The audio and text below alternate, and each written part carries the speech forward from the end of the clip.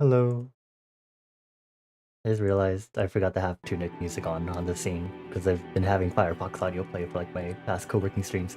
Hi everyone, good evening. Happy March, it's March 2nd.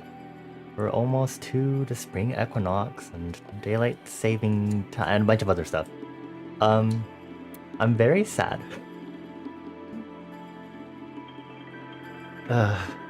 I guess I must have been really stressed out from this week that I just completely forgot about doing any VOD work also, which is really annoying because considering that I've been doing a lot of um a lot of just co-working stuff that I definitely could have been like making sure my VODs get uploaded at the same time also, so now I'm just like it's fine, it's fine. But hi Mika, hi Toad. Have a good look, Toad, and thank you Mika for downloading everyone's VODs like all the time. God Savior literally managed to export one of the VODs that was about to expire too. But I was just like, I should maybe check on that right before stream, and lo and behold. Hi Acer, hello, hello, you wanted to drop by before bed? I thank you for stopping by. Please have good bedtime. You seem to have a very widely varying sleep schedule, based on my observations. But thank you for stopping by, Acer, I appreciate you a lot. I gave you forehead kisses as you head to bed. Mwah mwah mwah. Have fun, good EO. We'll see. I have to grind everyone to beat up the final boss today, so we're going to sleep. We're going to see.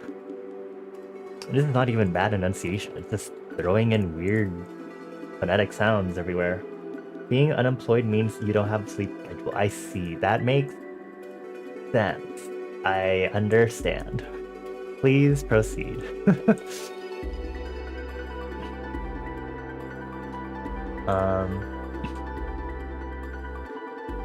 Anyway.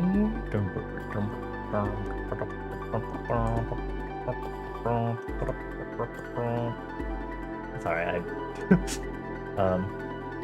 you hate missing these streams. Whenever you get so tired you feel like passing out. It's okay, don't worry about it. VODs exist, and the VODs will continue to exist as long as I fucking remember to upload them on my YouTube. Sorry. Whenever I make mistakes, I get very upset at myself about them. I feel a little better because I was like, maybe Mika? And then Mika was like, you need them? And I was like, Daddy. But it still makes me mad. So I'm gonna hope that with our upcoming co-working streams, I'll remember a lot more often to like do the VOD uploading also while I'm co-working and stuff. So I'm going to in my memos make sure to upload VODs to YouTube every so often, you idiots. Okay. Hopefully we won't forget. I am hoping, I am praying. But anyway, let's put that aside and let's get today's main program, the Tartade. I'm still like looking at Firefox right now, staring at it. Upload, process my VODs. It's fine. I can. Firefox will reopen with those tabs once I reopen it later. Okay.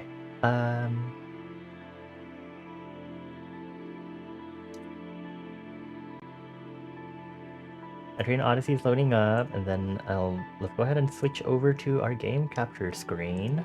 STs.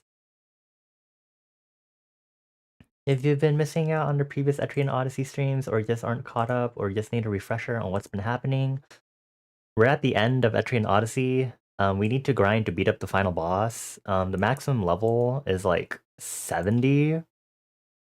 I think we're like partway to 60, which is really needed because trying to fight the final boss initially did not go well so far. So I'm going to take time to really train whoever we have.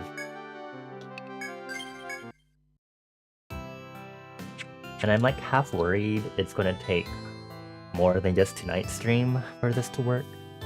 Anyway, if anyone is able to redeem randomized party before I do, I'm about to press the point redeem right now. And figure out what party we start with, because I know there are a few of our party members that still need a little training. Okay, so let's go to the guild, and let me go through the initial motions of how we usually start this off, and then we'll go forth. So let me randomize random.org. So first off, we have Bones and Beanie. That's a great start. Liberty. Okay, Slay, Bonnie, and Clicky. I know Clicky's very under-leveled. Our levels are 57, 50, 49, 55, and 33. That sure is drastic. Anyway, we're at this point where, again, I said we have to keep grinding to fight the final boss, and the maximum level is 70, so I'm trying to see if we can get the minimum level to like 60 or something, which is going to take a heck of a long amount of time because of Clicky specifically. We appreciate you locked Clicky, but you also are making this very, very hard now, which is fine. I'd rather everyone be up to speed anyway. That's what we will be doing, and it'll be just more of a just chatting stream since I will be grinding to death. But my plan is we're going to talk about world building and random stuff. I did ask y'all last stream to come up with random things to ask me about world building or things for me to like theorize and think about. So you should definitely think of those now if you haven't already, because that's all I'm going to be thinking about. Yeah, that probably should be the question of the day. Instead, because I just took the one from last stream. Yeah, for now, we're just going to be doing a grinding. So let's go ahead and head over to Lost Shinjuku and work from there. And I'm just gonna grind wherever. I do not know if they will... Hello, I'm right here. Okay, fine. I was like, I don't know if we should fight the FOE just in case it accidentally aims at Clicky, then Clicky's dead. I'll meet you around the corner. What do you mean an ambush? I literally walked into its path.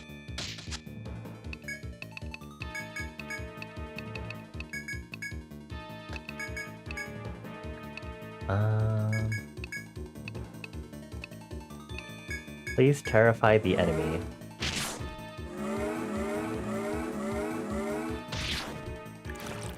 It had no effect. I have a feeling Clicky's suicide method is not going to be very useful for this fight. Hi Magic! You're trying to lurk from the start, but Twitch wouldn't load stream. How dare Twitch do that? I'm glad you could make it though. Welcome on in. I hope you're having a good weekend so far.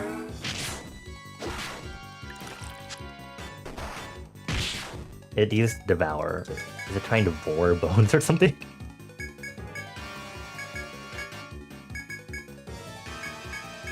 I don't think Clicky's Terrify thing is working. I feel like it might work better if we upgraded the Terrify one, actually. Because Clicky didn't at all work on that, and I think you can definitely, like, increase the, success rate of it by upgrading the mastery on it. Ooh!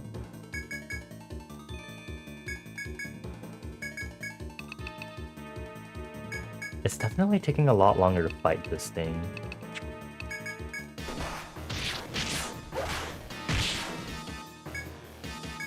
Oh, right, because I'm too terrified to do anything sometimes. So much Nightingale? I am not sure what Nightingale is. I hope it is something you are enjoying. I'm just making my assumption there.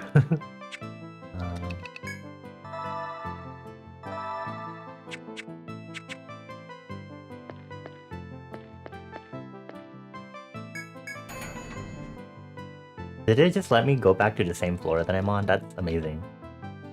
A survival crafting game. Ah, I see. Very cool.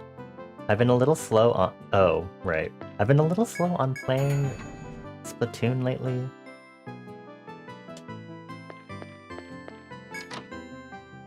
Trying to like focus on some other stuff, I think. Probably why I've been like, on the whole Splatoon stuff. Oh, it sees me. That's so great.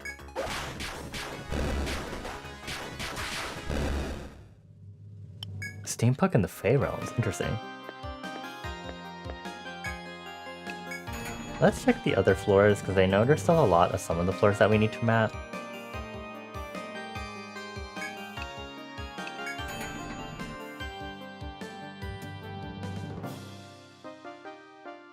Okay. Oop. What did I just draw?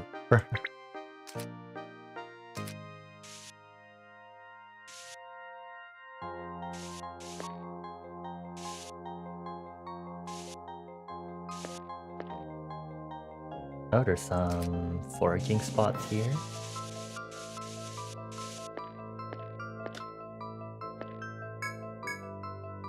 Okay, no one knows how to chop. Alrighty then. Thanks, besties.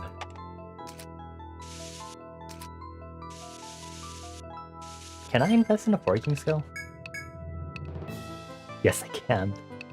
I should maybe focus on getting us to have CPR though, because that seems kind of important.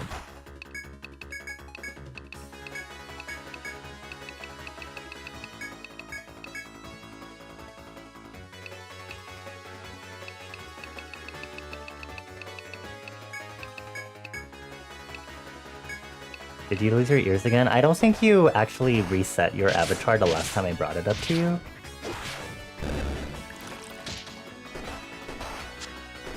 Stop. Okay, well, Clickie's dead. Alright, we should maybe go to a different floor. You just use the same setting command from before. Why is the floor like this? Okay. I think if you use !audience, it'll tell you what commands you need to use. Like, kind of forgetty right now.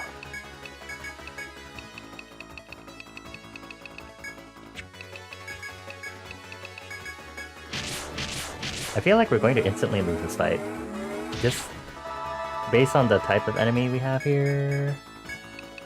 Because, you know, sleepy sleep, don't defend. Please attack. Can I repeat again? Actually, I can access the chat right now. To some extent. Okay, I really would like Clicky to be alive. Thank you. We can use Healing Touch now. There we go.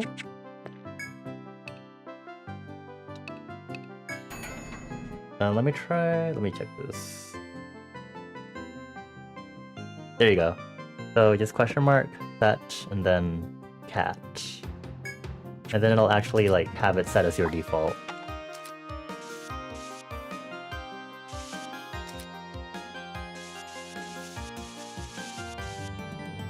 I'm going to go back this way. Because I would like to be able to reach... Oh my god, please. Reach the healing spring.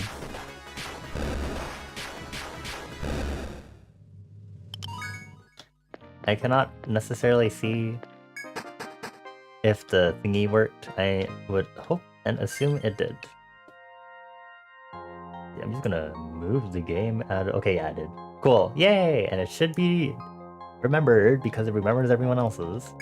Thanks to the power of local storage. Going to south. Cool. How the fuck do I get to the healing spring? So far. It's not a very good location either to go to because I remember I hated the enemies around it.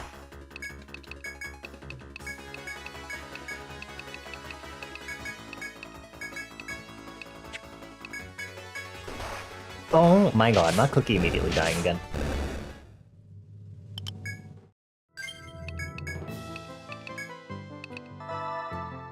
Stop aiming at Clicky! Only it took you actually using your brain to fix it. Hooray for brain usage, but also it's the weekend. Brain usage is usually lower on the weekend. Unless you also do stuff on the weekend, in which case, never the mind. I'm just gonna have Clicky defend, and everything will be fine. Cool. Thank you. I think some people got skill points, let me do that really quick. Okay. Then Clicky also... I think Clicky's working on the blinding one. Yeah, see, I think Clicky... Oh wait, Clicky has Evil Eye fully maxed out. The heck? Okay, then... Oh no, because he needed max Evil Eye to get Suicide, right?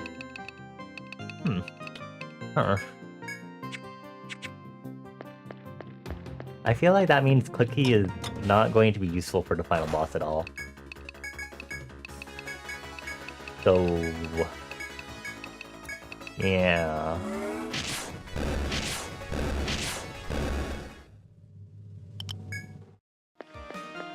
Alrighty. I wanted to talk about world building, but let's talk about movies first. I think I mentioned Memories a while ago, that sci-fi Japanese animation anthology that I watched a while back. I finally watched the third part called Cannon Fodder, and that one was definitely like a different sort of vibe from the other two, but it was also pretty cool to look at. The animation was stellar for that episode. I really enjoyed the different animation style for that one. But I really like what it depicted, and I can't really say anything else because you should just watch it yourself. It's the 3 episodes all in one film, and it's only like almost 2 hours total to watch all 3 episodes. Not too lengthy. It's very good. Thank you, Nightbot, for the triple messages. I swear I set those far enough apart, timer-wise, but Nightbot doesn't listen. If I did it with my own chatbot, I could actually set it to do a timer that swaps between all 3 of those messages or something.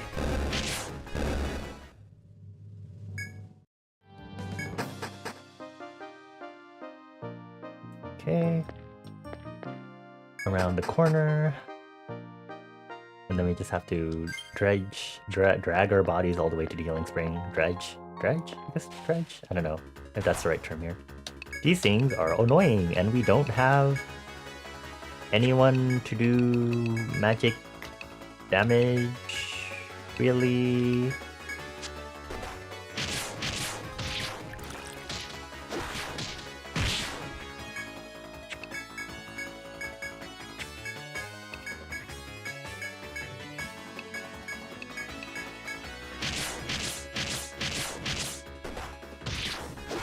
It missed a lot of those attacks.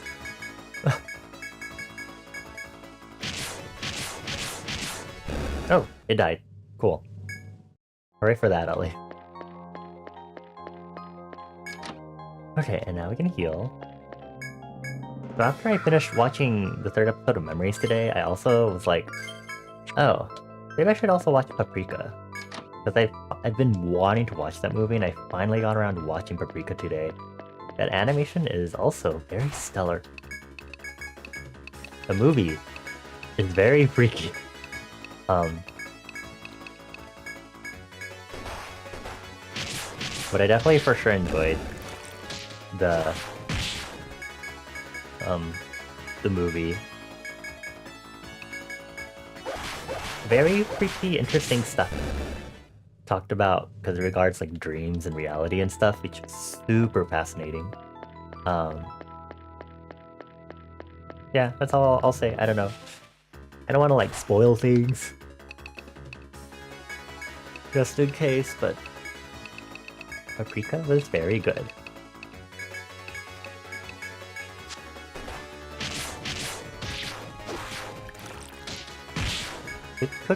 Yes, I think Clicky left in my server actually a message of what he wanted to develop after I finished getting blind to the max. So I'll have to go look at that later. Once we get enough levels for the Clicky. Okay, immunize, and then 4 more levels, because we need 2 more to finish immunize to get CPR, and then 1 to actually learn CPR.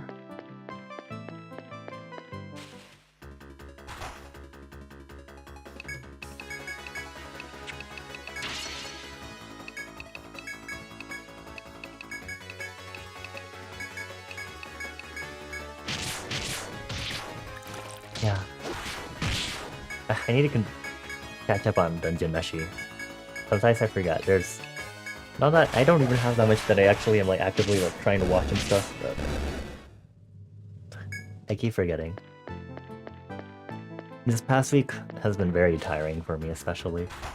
I've been able to keep up this art stream, which is cool, but everything else that I've been doing for the week has been quite tiring, unfortunately. But it's okay, I will survive. I'm here now, actually, so I have survived.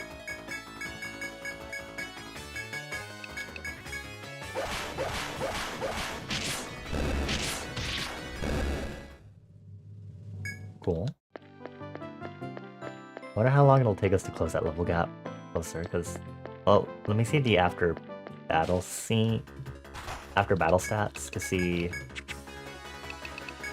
how far Cookie is from reaching our levels.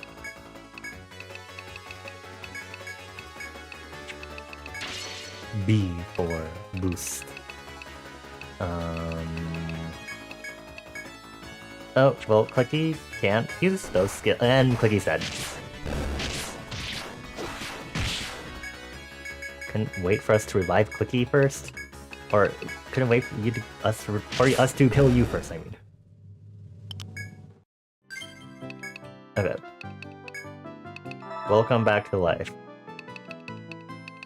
Luther.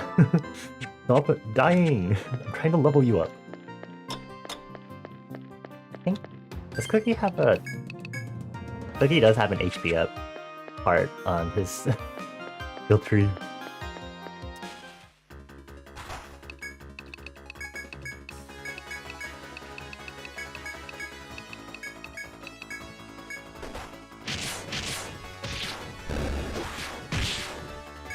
Okay, now we just beat up this tiny thing.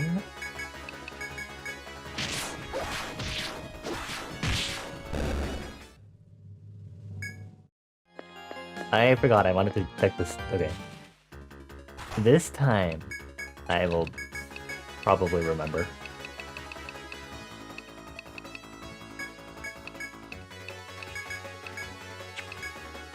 No. Cookie can attack. I think I'll have Ounce.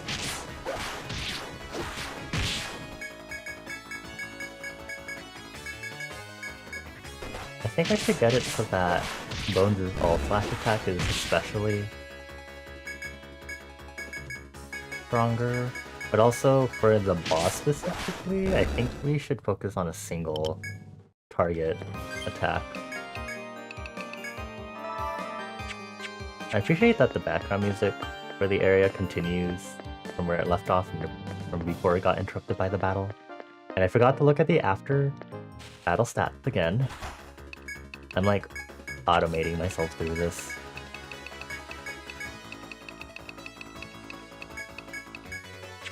Okay. Cool. Now we just auto.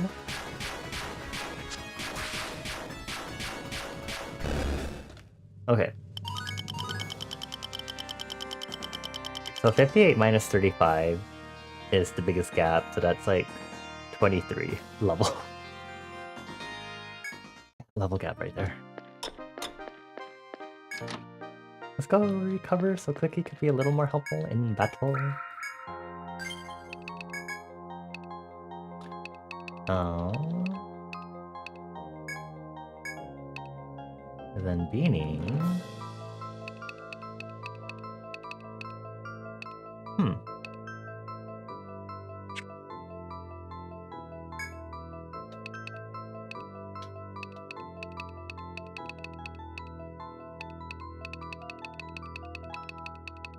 Hmm.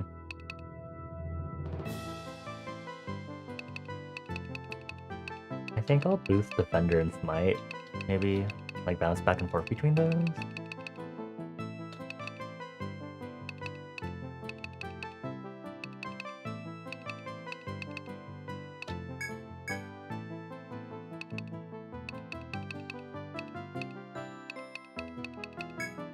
Cool. We continue.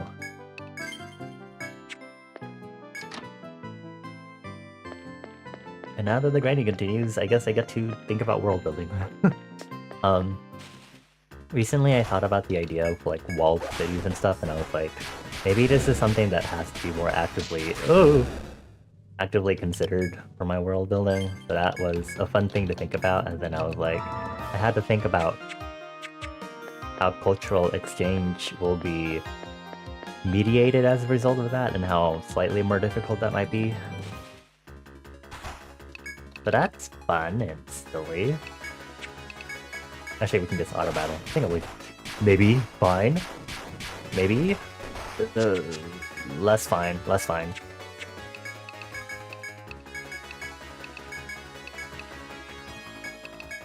Please don't die. Oh my god! You stupid little armadillos.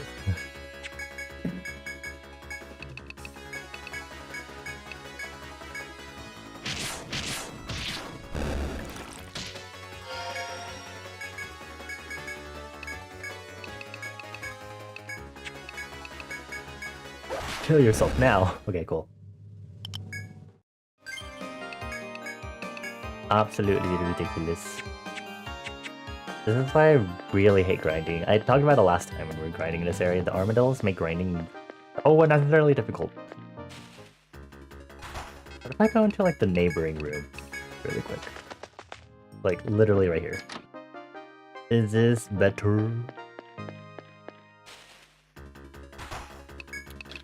Well, there's an enemy we don't usually see, but that might be better.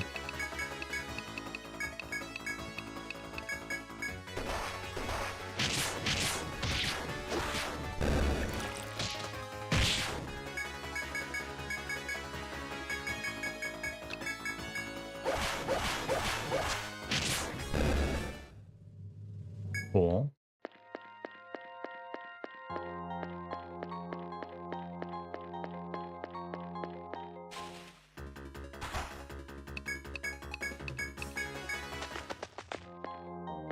This one. Woohoo, okay.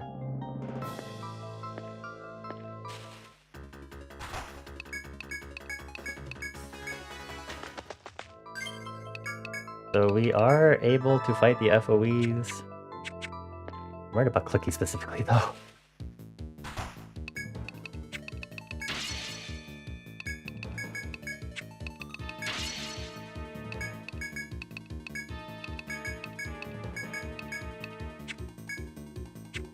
Be afraid. Become afraid. Wait. Ooh, nice stun.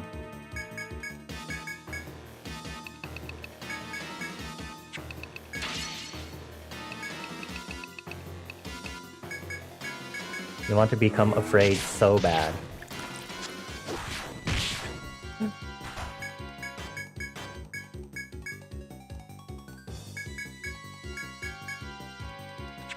What if I boost? Will that make it happen better? I don't know if boost affects like RNG.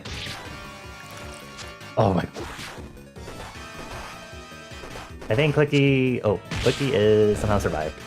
That is amazing.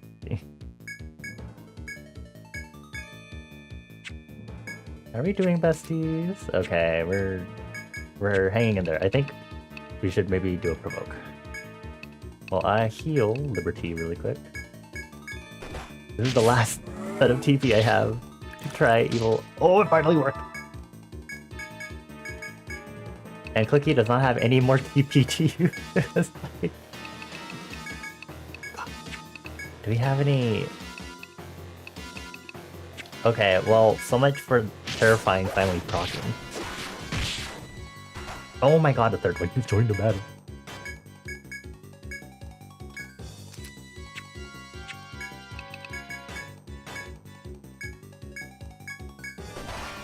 Now, if I die, we have to like fully run away. Actually, we have a nectar. Okay.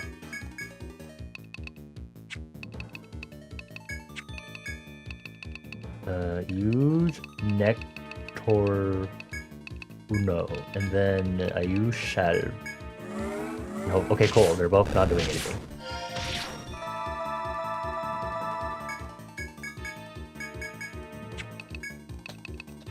I would like for everyone to get the experience from this. Thank you.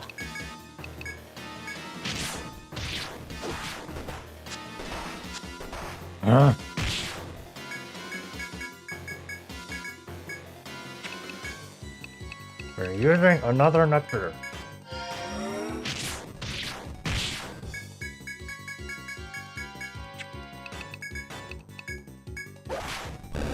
Thank you. That was great! Now we're going to go recover. Horrible.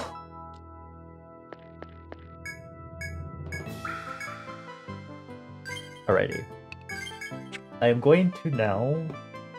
I was gonna pull up those random object generators that I was using for like perchance. Random object generator. And I'm going to use that to make this easier for me to think of stuff. Pardon me. It probably won't make things easier, but I can... a reg.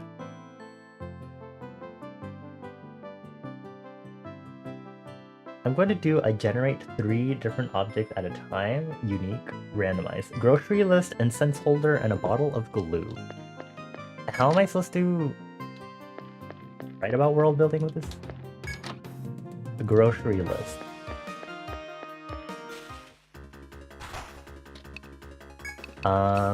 I think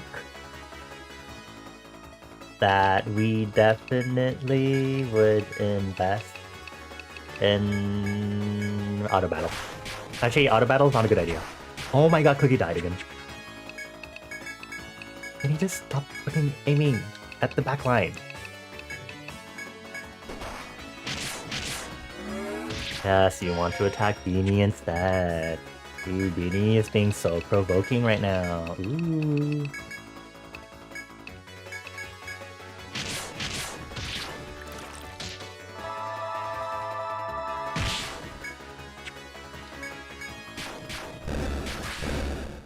Oh, finally. Okay.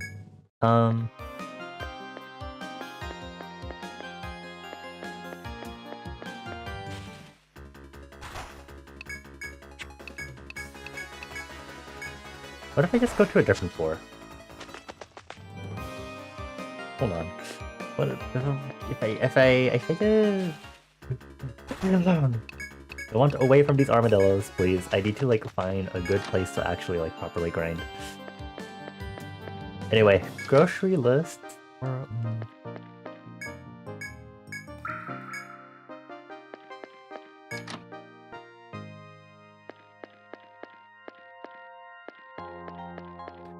When caravans are assembled to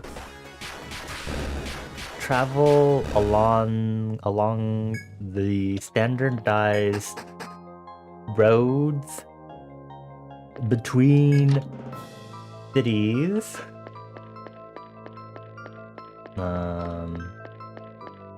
they will definitely bake a like grocery list as is normal. But these caravans especially have to do so and need to have these. It sounds so stupid. Try to talk like this. They need to have these lists because it's really important for them to not be like missing. Ow. To not be missing stuff that they especially will need when they're picking up perhaps or shipping, moving like they're shipping, like especially if it's a shipping company, their caravans have to make sure that they get their supplies they need to get and bring them back safely. And lists are definitely important for that. Why am I explaining the importance of organization? But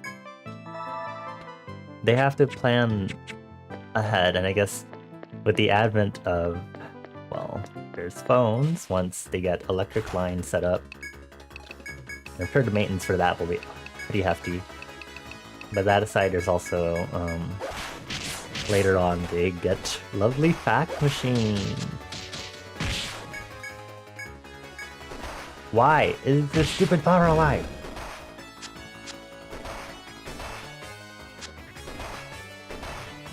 Why does he even have an attack like that? Okay, wait, we're fine, we're fine. If I can revive myself, this won't be an issue.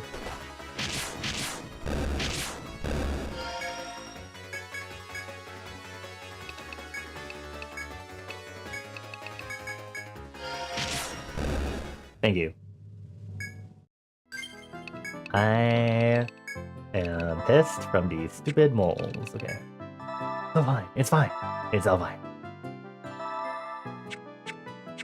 Anyway, I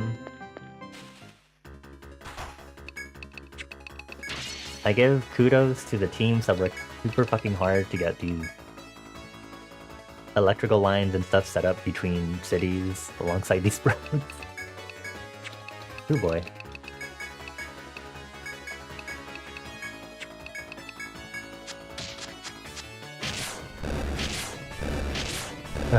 Good job, Bones.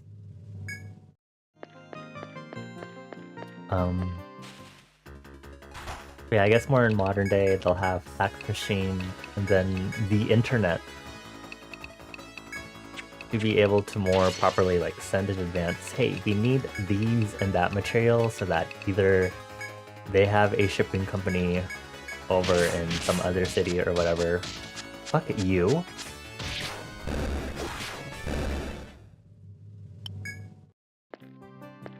Or if they're sending their own caravan to go pick stuff up. Cool, I'm so proud of explaining the importance of just organizing lists in advance, because that's fucking important. What was the second one that was on this list that I was like, what?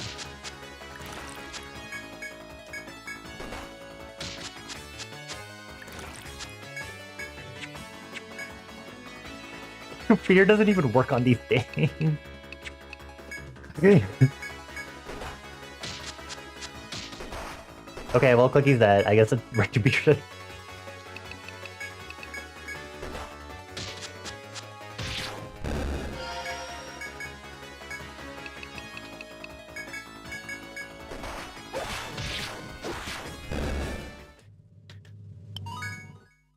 I think we should train in a different area.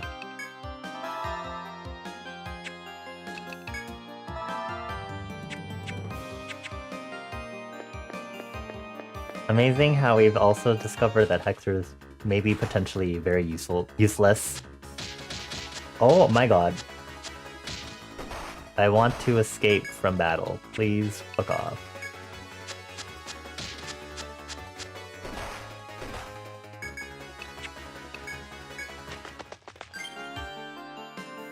I'm going to scream.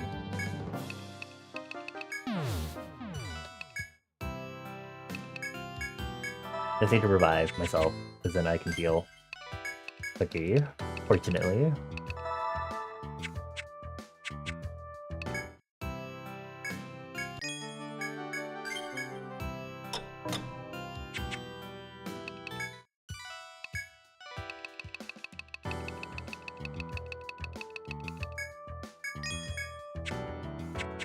Please. Need more exp.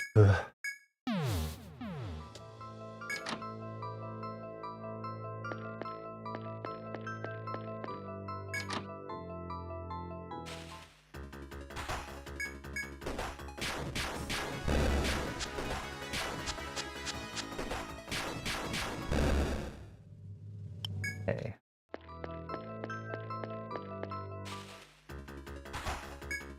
I wish they had a slightly different background for when we were on the bridge, but whatever.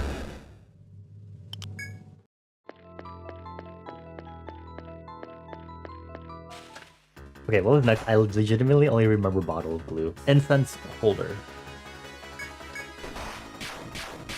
Why did you aim at cookies? Leave Cookie alone. I'm going to cry so many tears.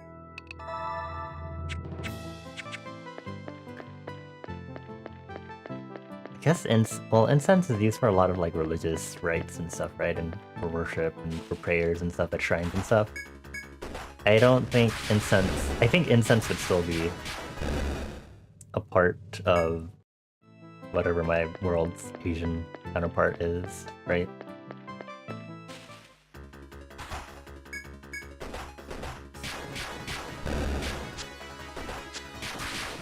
I searched up incense a while ago, but I don't think I remember searching at the specific origins, or maybe I read over it to look at something else.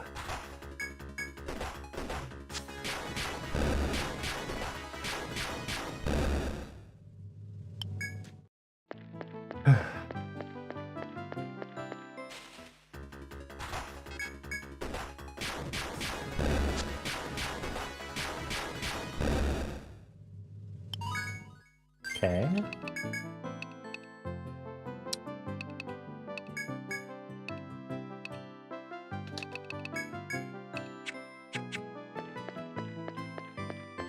And then I have no idea how you want me to address bottle of glue. I would think that glue developed first as a binding agent, like all the way back as like a binding agent for construction, and so down the line they figured out different binding agents and adhesives that worked with different materials.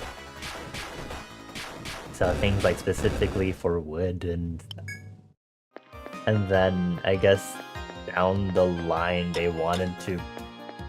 What's their goal? To make it kid-friendly by like having like glue sticks and like Elmer's glue and stuff? That like would be sensible to me? Maybe?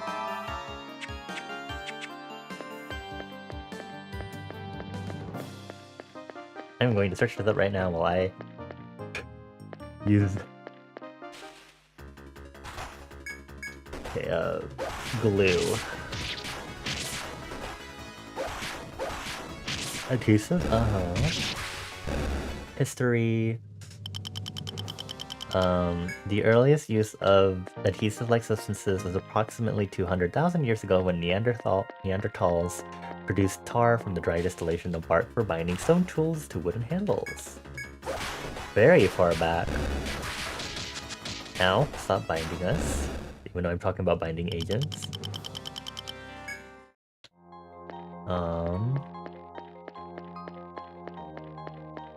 By 1925, pressure-sensitive tape industry was born. Today, sticky notes, scotch tape, and other tapes are example of pressure-sensitive, an adhesive that'll stick with the application of pressure without the need for a solvent or heat for activation. Pressure-sensitive adhesive. Fascinating. Okay, oh no, an ambush.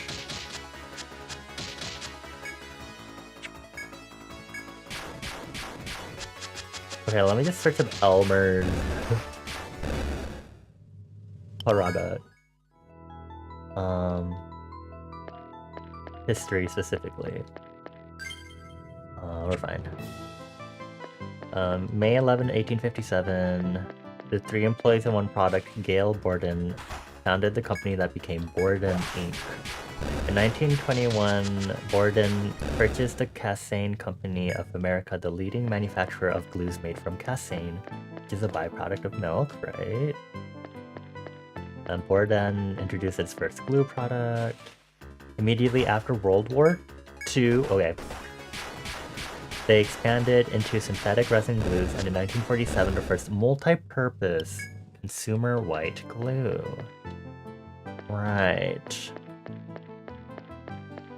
Consumer feedback. It was originally packaged in a glass bottle with a popsicle type, stick type wooden applicator attached with a rubber band, and then feedback needed an easier to use delivery method, so they developed easy to squeeze bottles with a twistable orange cap introduced in 1962, which is now a trademark of Elmer's products. Over the next few decades, Elmer's focused on an expansion of adhesive products for school and home. And so in 1968, they introduced Elmer's School Glue, which was the first white glue that washed out of clothes. Crazy glue? I've never heard of that, okay. In response to teachers' requests for an easier to use no-mess bonding method, Elmer's introduced its line of glue sticks in 1983. Wow. You know, I think that tells me enough for research stuff. That's fascinating. Actually, Beanie can heal you. That doesn't heal very much. It heals Cure too. That's a lot better.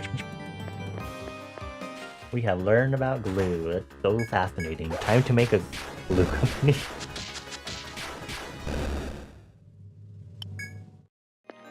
And then I'll do custom checks after I level up, because I think a few of us have gotten some levels. This is going a lot better. Okay, let's look at some more random objects and think about them.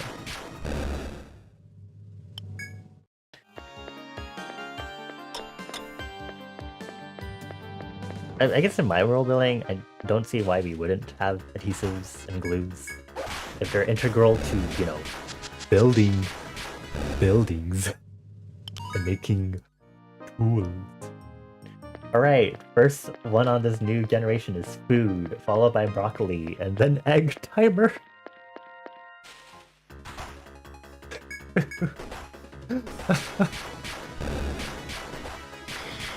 Alrighty.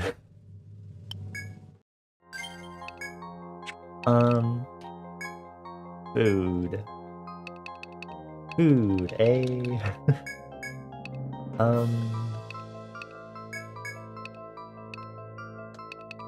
Food.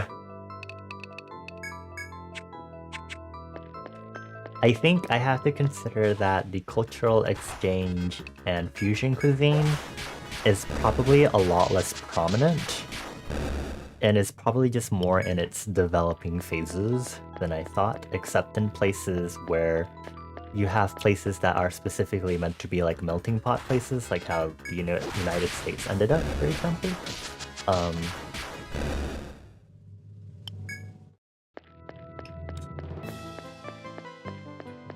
And you'd find fusion cuisine still, at least with like tourists that would be immigrants to other countries as they settle down there. So an actual sort of introducing other cultures to other culture. I'm starting to confuse myself with what I'm saying. How am I supposed to address broccoli? What do you want me to fucking say about this? Let's learn about broccoli, everyone. Broccoli. I can close that down.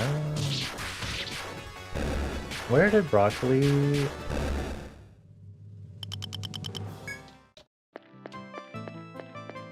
Okay, broccoli... Wiki... Brassica oleracea variant italica. History. Resulted from the breeding of landrace? Landrace. Domesticated, locally adapted, often traditional variety of the species of animal or plant that is developed over time through adaptation to natural cultural environment, agricultural pastoralism, and isolation from other populations. Okay. That's a lot to read.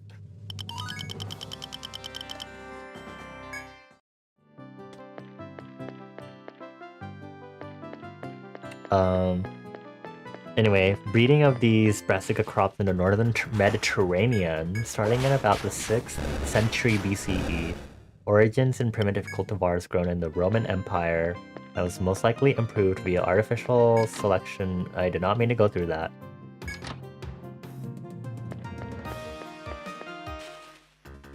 Okay. After the Second World War. Okay. I get it. Okay. So we can keep the broccoli in Italy. Purely Italian staple broccoli. So cool. Apparently after Second World War, it was the breeding of United States and Japanese hybrids. So I could definitely see that developing, or at least, if not in the US and Japan, they would probably at least try to cultivate increased yield, quality, growth speed, and regional adaptations according to probably Wikipedia here. Okay, what's the last thing? An egg timer of all things? Egg timer. I am not writing any of this down also, so this is like horrible in case something about this is like something I need to write down for my actual world building. Maybe I should like think of these as someone in the universe also. Kitchen timer.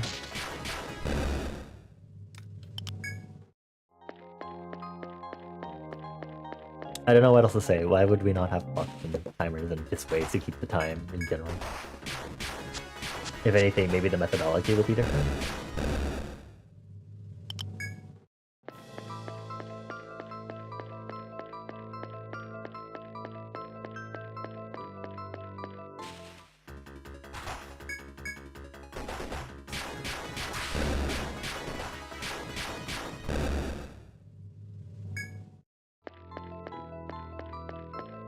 Okay, we're just gonna randomize more objects. A shawl. That's a clothing item. Water bottles. I did put water bottles into my history of inventions and stuff because I was like, do we have normal plastic bottles for like the ones they use for like water and stuff? We do. After the development of like high density plastics and stuff, I think I was like, plastic could definitely be used for a lot more stuff. And so the mass production of plastic stuff like that was like, we can definitely do that sort of stuff.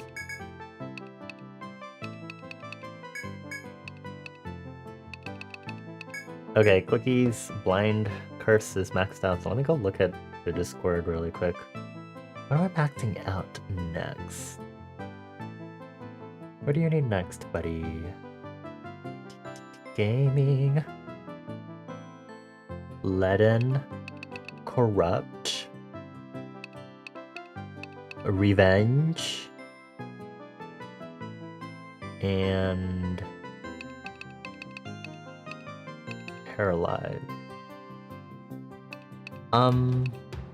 Well, he has to learn corrupt to learn revenge. I'll just grab all of these at least, and then I'll try to work towards revenge, I guess.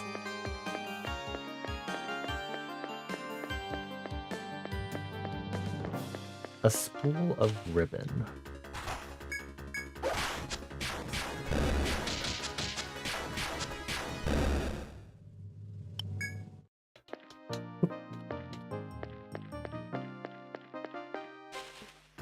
Well, I can definitely think of like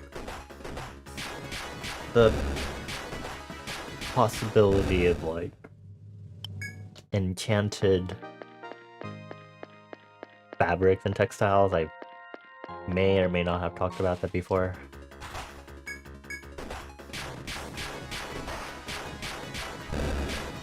I don't think they're going to just sell the normal, average, everyday person specifically enchanted stuff, because it probably would be still pretty expensive. And even though it'd be great for home usage, it's probably not something that can be easily produced. And that's why it's strictly relegated to industrial slash... No slash, just industrial usage. That would make sense.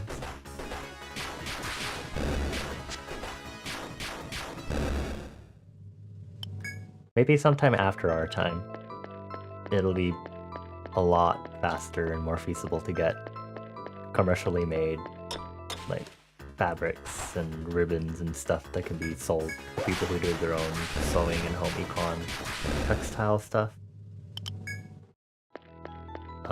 And use enchanted materials. Like is available in factories. Like that they use in factories, I mean. Cannot grammar. Now? Evil? Okay. Okay. Cool. Cookie, we are going to teach you leaden first. Okay, very good. Going to sidewalk. Pair of knitting needles and a spool of ribbon again. Okay, okay, let's go to just per chance. Let's pull up another view creation. World building. I don't know if I can see if I can find the old one that I found.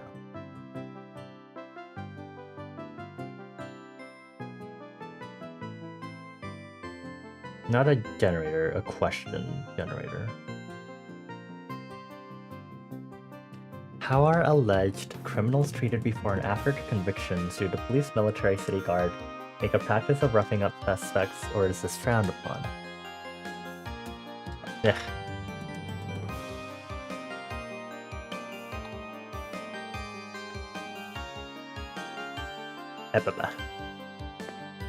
Fascinating questions.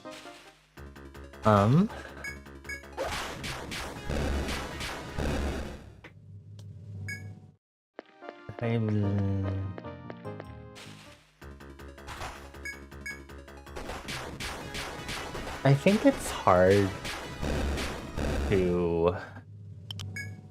I think to some extent, if for minor crimes, I think people in my world building would be less likely to think of you in a bad light or stuff like that.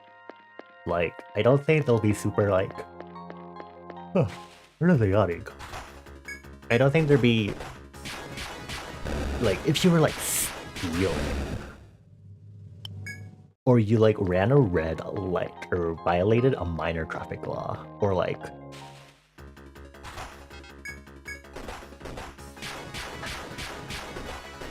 maybe you punched someone in public and that got you in trouble because they're like, how dare you? That kind of minor. It's like, I mean, I don't think it'd be that particularly serious. I don't think a normal citizen would be like super weirded out unless it was like a repeated thing, which they wouldn't know unless they had like a full-ass criminal record or something, or they knew somehow for like rumors or something that you're like a repeat offender or something. So that's going great. I think in the olden days this definitely would have been a lot more unnerving for sure, because people would have known everyone in these gated communities and stuff.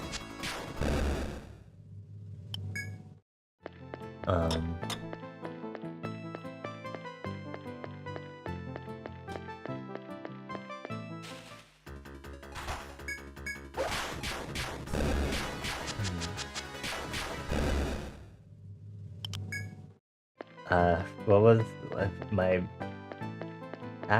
yeah, for major convictions, it would really depend, I think.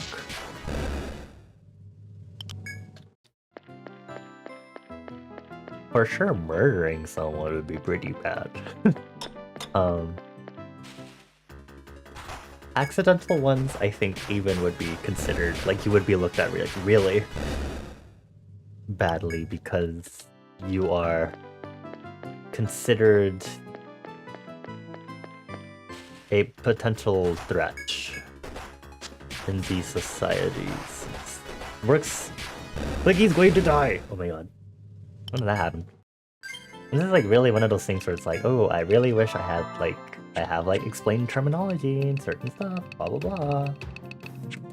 But not there yet. I'm still like trying to figure out the right term I want for the monsters in my world building before I go ahead and be like, these are the things.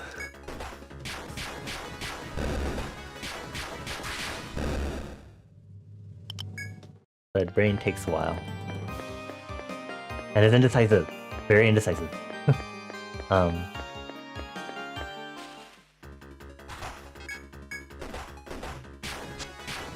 Student, police, military, city guard make a practice of roughing up sus- Ow, ow, ow. I pulled out my hair by accident. Ow. My hair that I have in my human form. Very painful.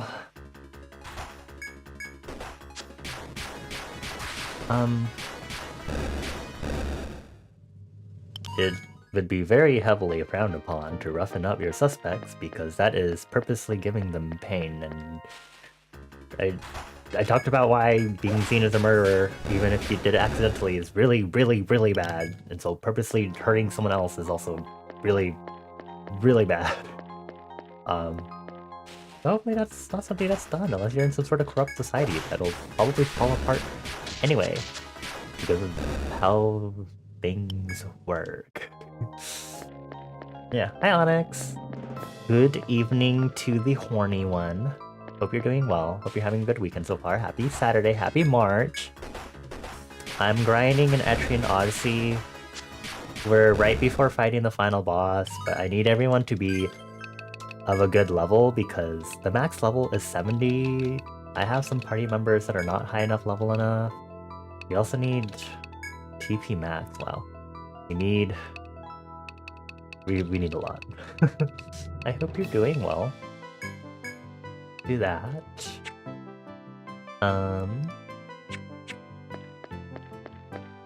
You want to drop by and say hi and good night as you have to sleep. Have a good night, Onyx. Thank you for stopping by. I appreciate it. I give you 4 kisses. Mama mama. Have a good night.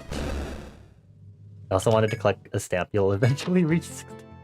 What is with y'all and your 69 stamps? Fingers. Whatever. Anyway, let's generate another world building question. What are the rites of passage in this culture?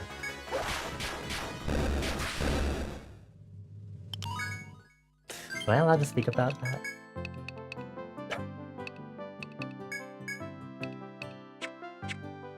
Wait, hold on, wait. Fuck, right, I have to also get salve up if I want to get CPR. Oh no!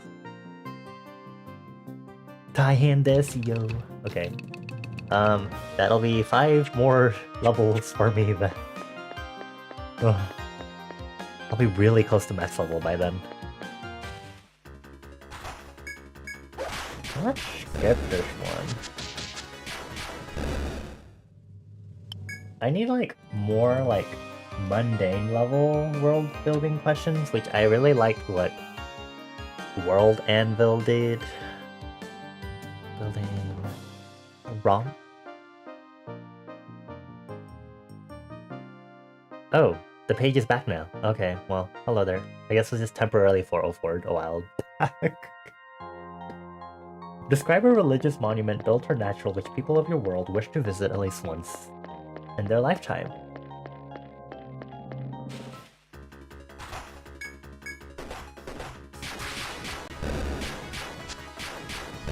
Which religion do I want to work with? And where should it be?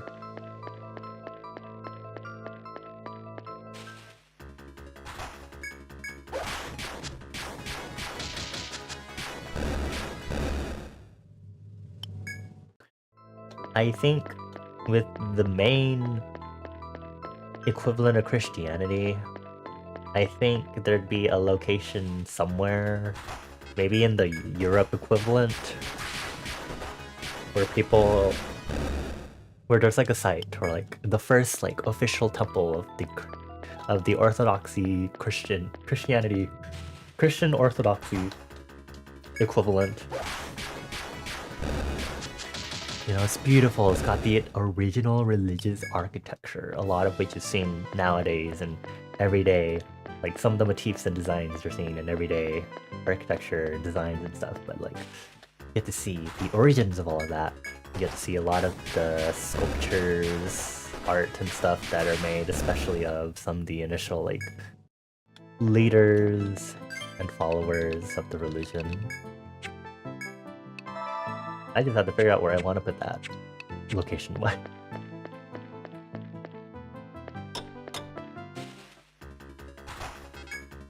And then for the non-Christian religion...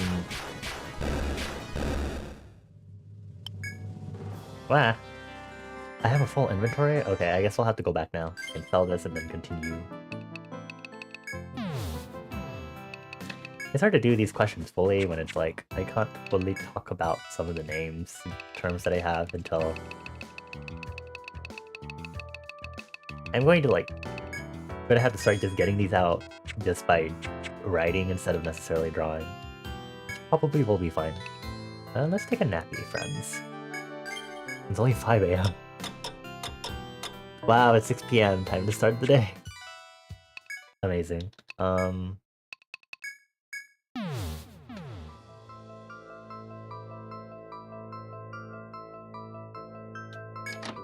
Describe a counterculture in your world. Are they prosecuted or... I remember Citrona asked me, I think it was literally on stream, we talked about if emo culture and then scene culture could exist. What we figured out is maybe scene culture probably might not exist, and emo culture definitely cannot exist. I think the music can exist. But I think certain aspects of the soul culture are heretical, blasphemous. I do not remember the difference between those terms. So, you know, very haha, so...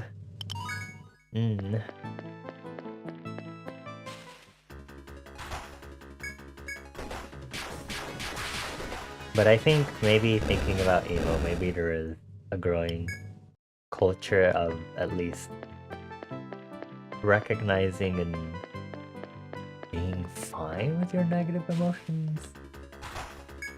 Not that it's something that's been addressed eons before. Because I was writing some stuff and I was like, I would think psychotherapy would be extremely integral as a career.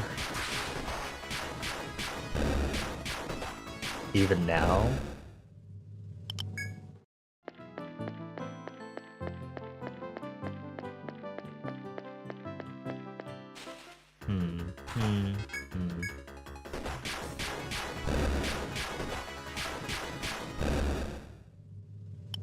What if it's like a culture and like a nomadic group of people in a sense that explored or lived in places between cities, which is considered very dangerous to live in.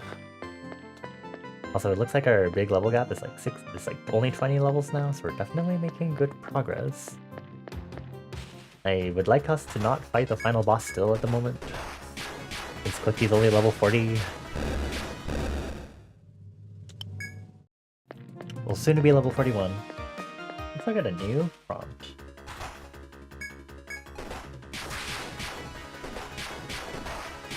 Oh, a condition that reveals a little understood feature of a healthy body. I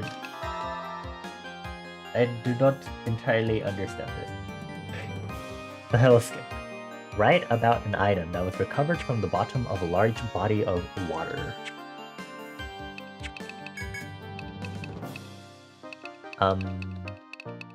Your mom.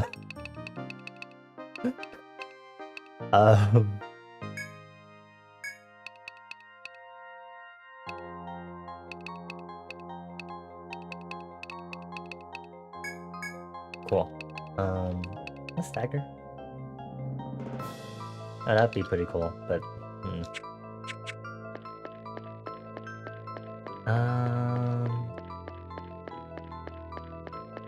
What? From a bottom of a large body of water. Like a lake.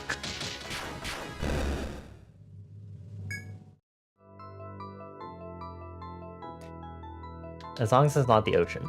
Anything else is like considerably dangerous.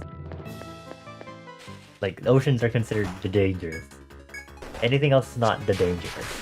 Very much not as dangerous. Very much lower degree of the dangerous.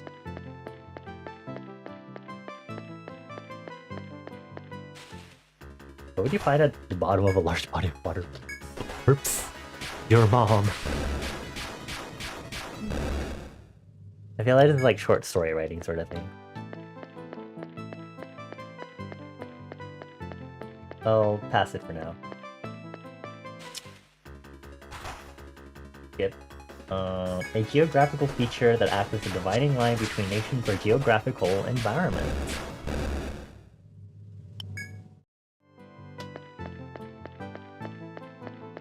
I haven't thought about mountain ranges. I'll have to put a mountain range somewhere in the Europe equivalent.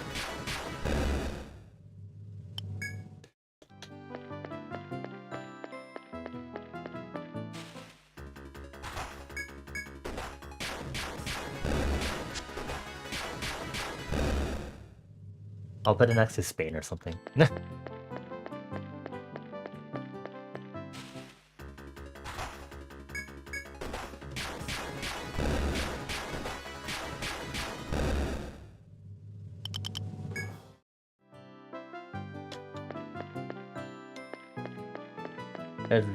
I'm refreshing so hard. Forbidden ideas in your world, how do you accomplish it without being caught? Oh, you'll be caught.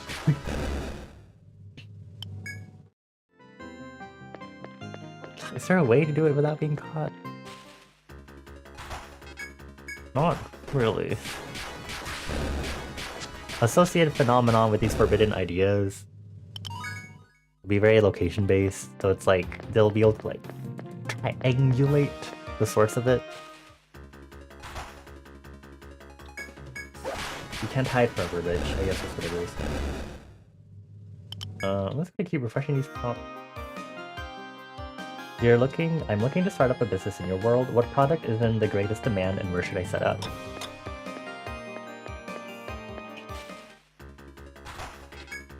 Go to the Philippines. I think I looked at a I think Biko was like, sure, talk about hot sauce in your world building, and I was like, we'll make it so that the Philippines makes what is like the regular like sriracha style hot sauces. I think you'd get a kick out of working either in the Philippines themselves or working as a sourcer of Filipino hot sauce products. People being like, wow, look at this super crazy hot sauce that's made from the Philippines. It's tasty and spicy and so different from the other spices and stuff that we usually have.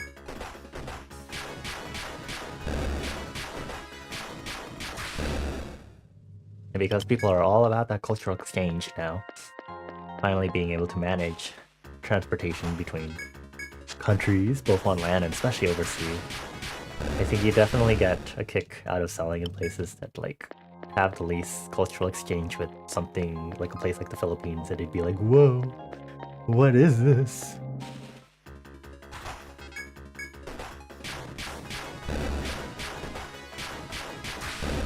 I mean, I guess you could also be a therapist.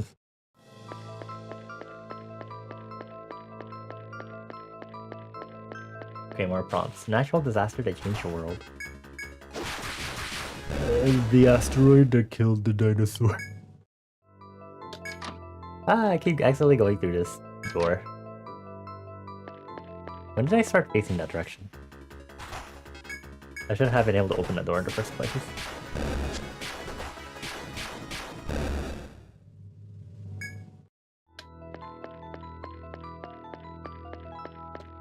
I'm hoping I remember some of these ideas. I don't know if I've said anything that was like super important that I'm like, ooh, I should write this down for later.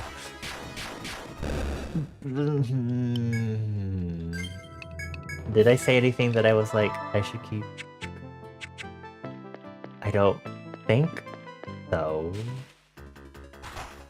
I am hoping not.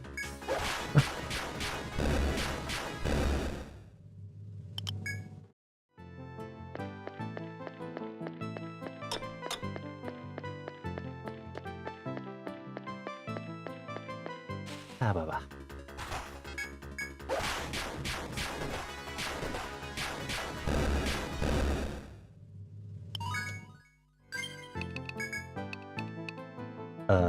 Okay, what am I gonna do with Liberty?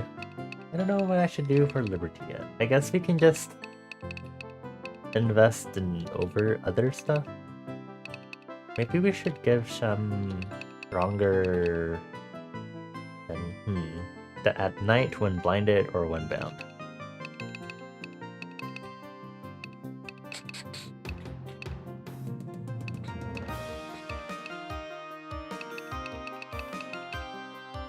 A 100% 3-hit, wow.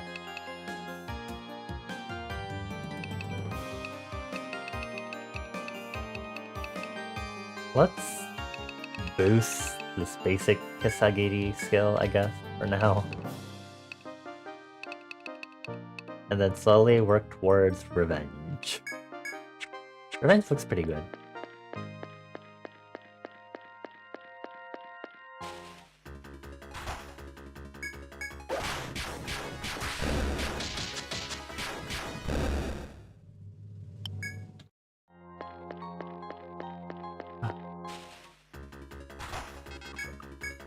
I'm going to make sure I actually take a proper break at 2 hours. Sometimes I forget to take proper breaks during streams. I think it's been forgetful, a thing that's forgotten for me, because for our streams I do take breaks. It's called my Pomodoro sessions, which have designated 5-minute and 15-minute breaks between intervals. Gaming streams is a little different, and sometimes I forget. I'm going to hopefully make it a point that I will do so at the 2-hour mark for this stream, especially since all I'm doing is grinding mindlessly and trying to do something mindful, like thinking of world building stuff, which is very difficult because if I happen to come up with a good idea that I would like to write down, I can't really do this unless I want to open my Google Doc on my phone. I don't really want to do. It's annoying to scroll a, what, 30-page document or whatever on mobile, even though I have things sorted out with the table of cotton and whatnot.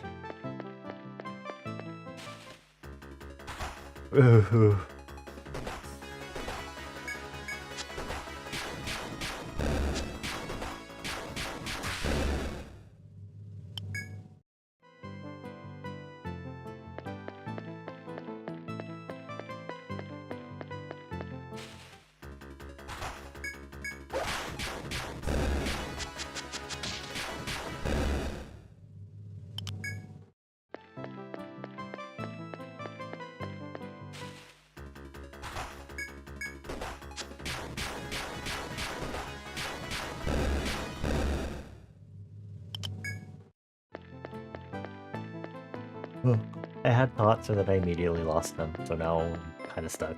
Is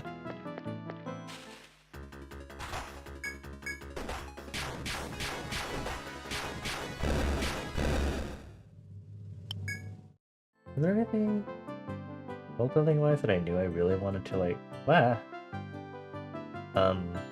think about? There are categories of prompts on this generic. I don't. Oh, okay. It already just didn't show me because it's not changing the page. How does the city, your country, and your world record tax payments?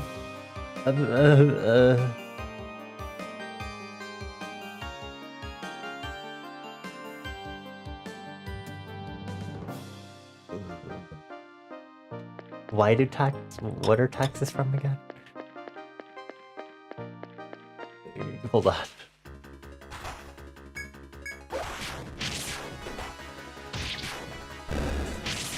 Tax.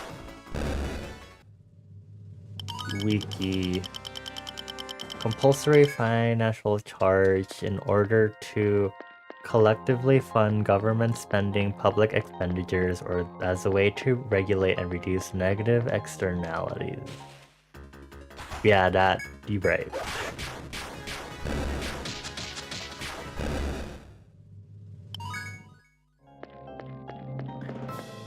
Taxation is a highly debated topic by some, as although taxation is deemed necessary as a general consensus in order for society to function and grow in an orderly and equitable manner to the government provision, the public good, the public services.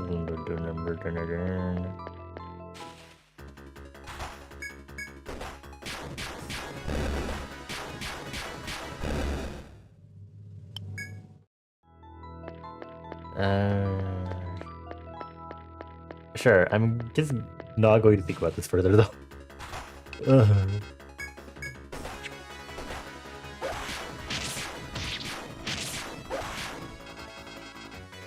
I should be pressing J, not K in battle.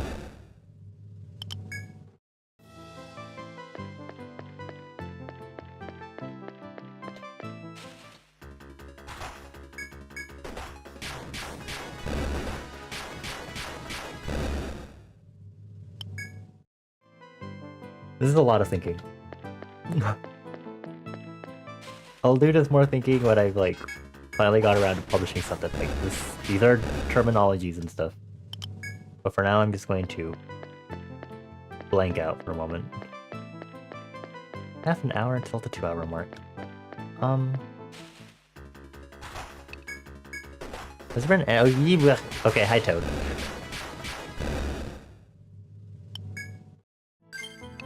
Okay, let me do custom so everyone that was in the party got some custom stuff.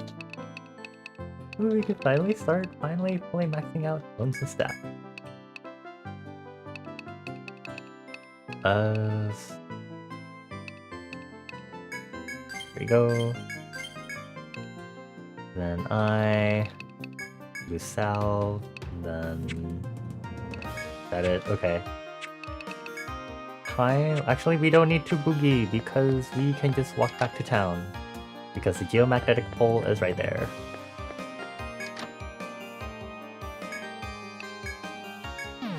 Cool. To the guild.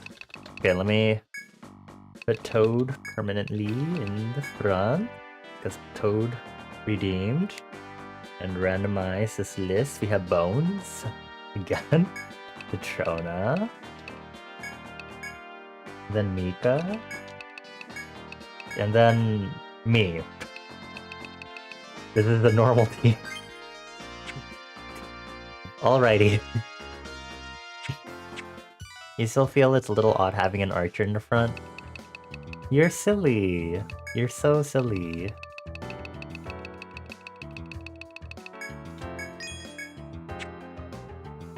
You also can't do that good damage if you're in the back, so I'm gonna drink some water.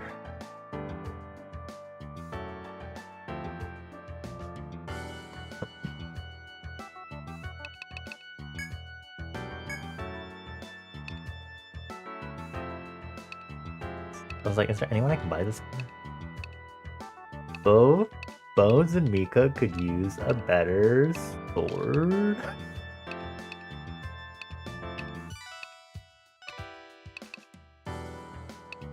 I feel like the attack increase of this is like not worth the extra costs for the sword specifically. Personally. Oh, they're both level 61. I'll give it to Bones first so he can have 269 attack. Hee.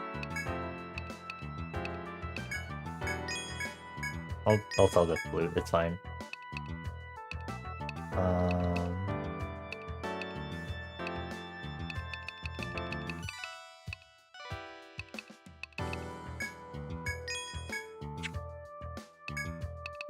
Might need a few more Ariadne threads just in case. Okay, save, and then we continue. I hope karaoke has been going well, Toad.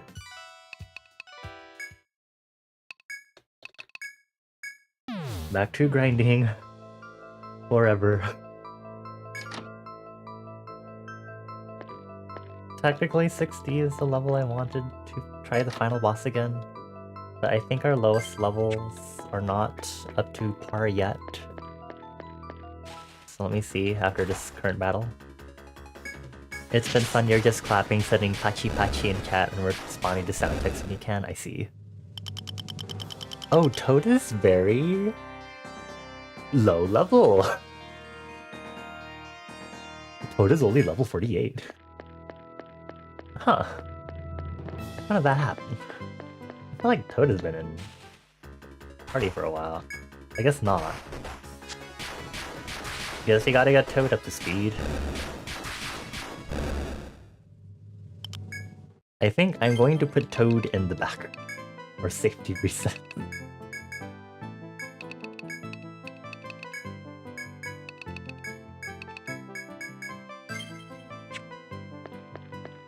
I figured you should be trying to participate in the miscellaneous social events that happen in your main Discord. That's fair. I only participate in one of them.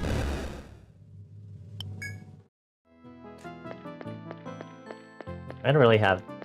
Well, I guess 2 of them.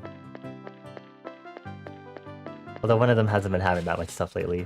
One of them I can't do, cause...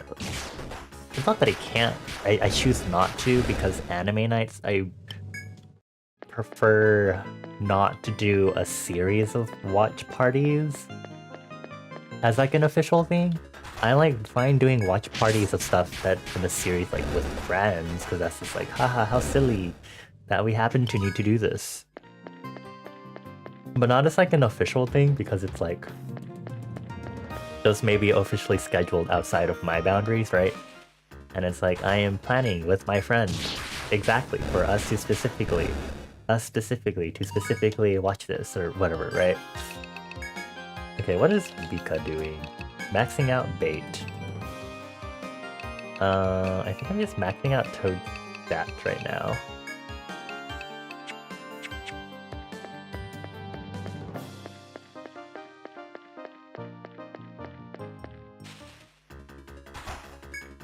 Maybe I should dedicate some of those stat points to Toad skills specifically. Let me check the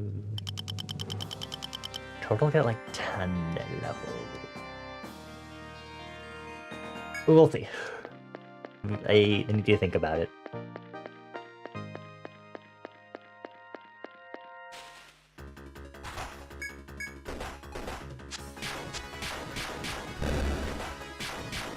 I forget Bones also has that 2-hit, which is really helpful. I think I should just straight up invest in that 2-hit maybe. But I know it only works for basic attacks. The whole scheduling thing is tricky, yeah. I just prefer to not do anime nights. Also, I think it's like, again, I also have to like, I want to be keeping along with whatever they're watching, even if it may be something that I've seen before. Or I guess it's easier if it is something that I've seen before.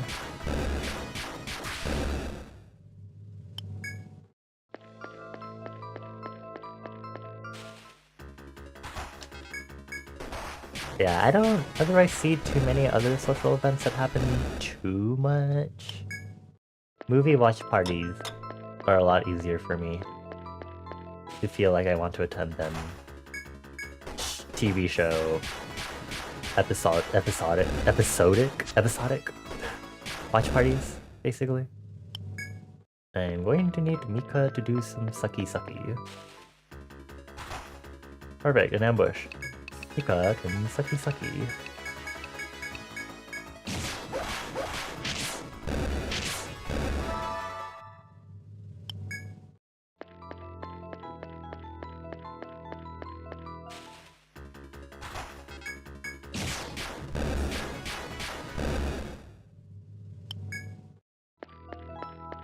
Watching a whole series means you have to commit for a while in advance or have some way to keep up on your own. I remember to do it, yeah.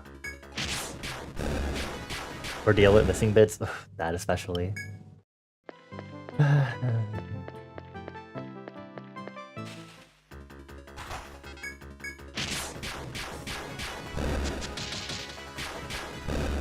simply do not otherwise and simply rely on me and my friends filling up the Discord's voice chat because nothing else happens usually otherwise.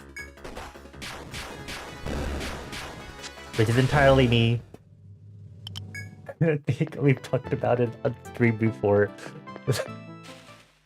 That I initiated this weird whole VCs are commonly used now. Because I decide to exist in them.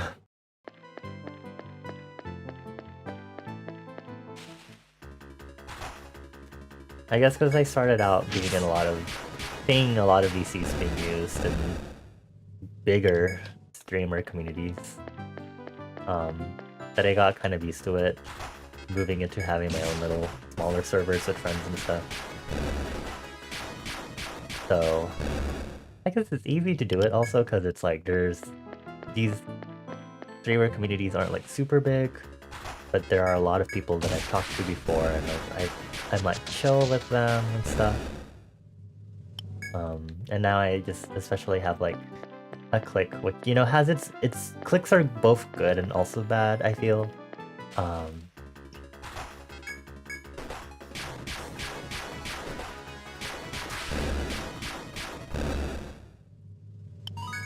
But I also feel like, especially in this current period, cliques are very inevitable for an online community especially.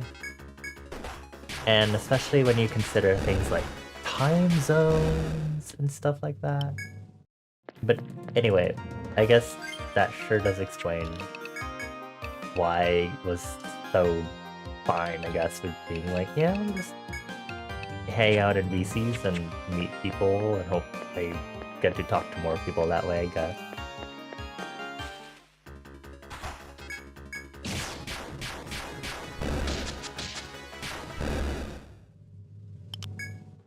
I do not regret it. I would have regretted maybe not reaching out further if I had not done that, for sure.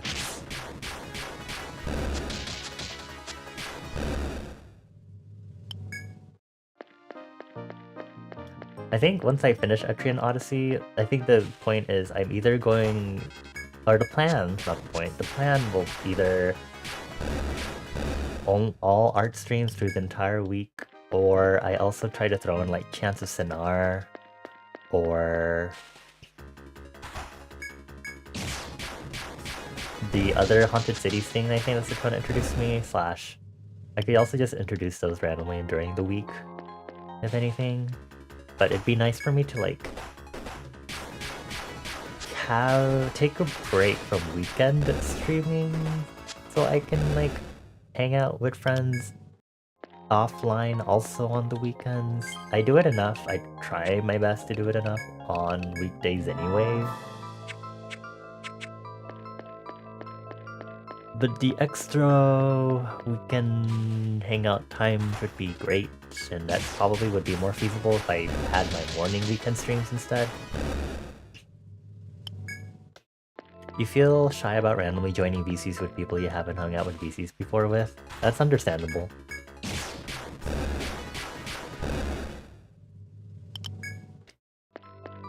It's very unlike, I think, public community Discord servers that I've seen for like Reddit communities that I've been in before, like for Omori and like Lackadaisy. Like those ones will always have voice chats popping off, and I think they'll definitely always get like randos that'll like join for sure. But I guess maybe that's just because the culture with that is just the culture, because I guess those include a lot of younger people too. I guess culturally just is different.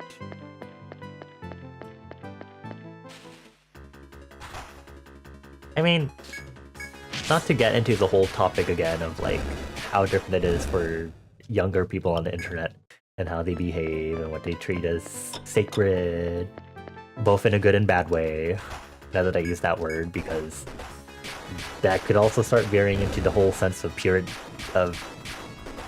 youngsters being inadvertently Puritans, which is also kind of really bad. But that aside, I don't know.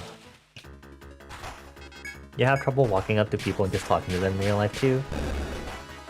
It's interesting, because I guess we have to bring up the point again of like, we are in this age where we have people on the internet, especially youngsters, especially underage to like just barely of age, who are very chill with like, hey, this is my birth date / my zodiac sign, here's my card so you can know about me, and here are all of my triggers and stuff. And it's like,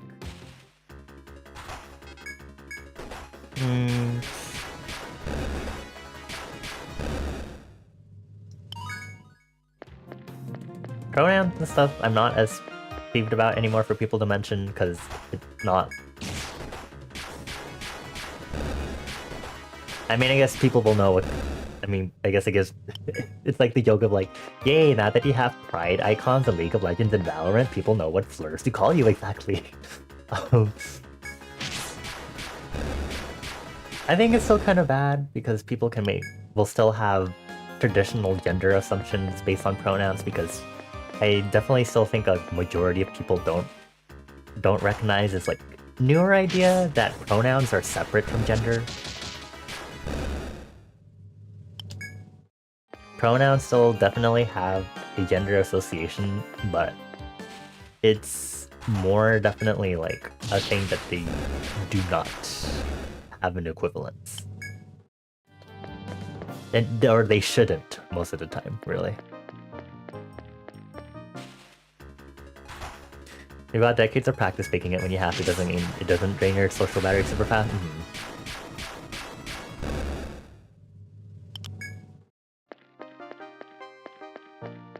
I think it definitely helps to like try joining a VC if it's like you've talked to them over chat, so it's like...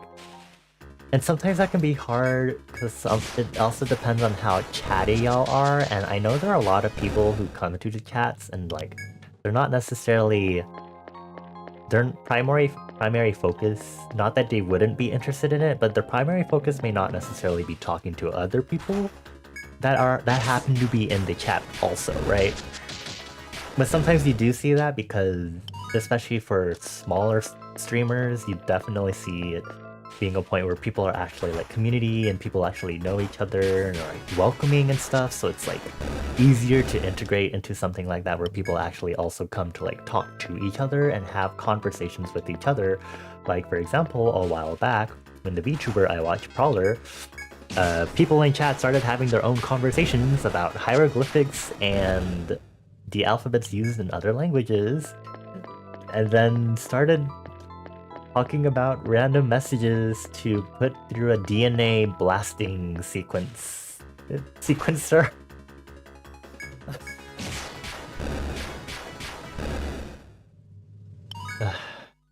You found it really weird when you were in a chat with more big corpo VTuber style chat rules and it was like no chatting between the chatters as a rule. Waiting. I feel like... I know it's like, it seems like a norm for people to have Discord servers. Because then people can interact with each other there. But... Huh.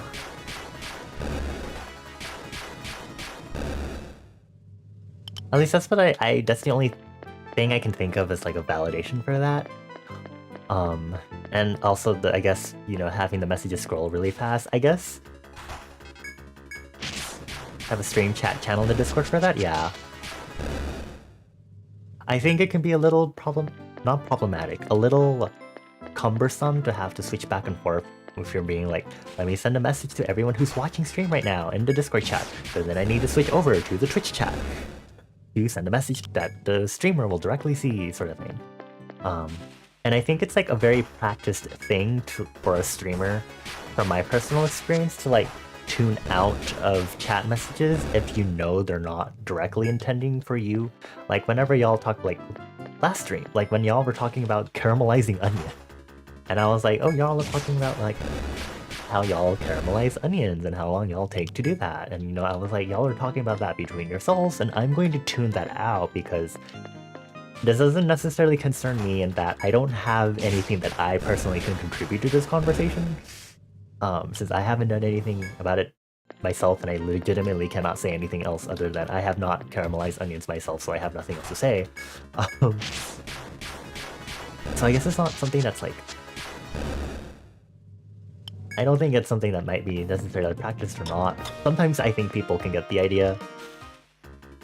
And especially... But I think it's like you have to be used to the idea that people in chat will talk to each other to be able to actually start having this notion of I should be able to distinguish whether or not my chatters are talking with me and if they're just chatting with other people in chat, sort of thing.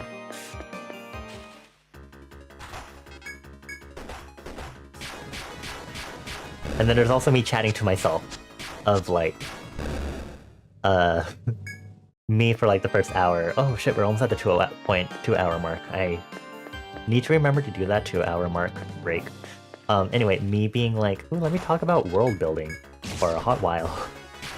And then I was like, this is actually a lot harder because I haven't introduced any of the terminology yet, and I don't want to do so through a stream of all things. Okay. Which hopefully I'll just write some short stuff and get things in my world building out that way. But we can just walk out.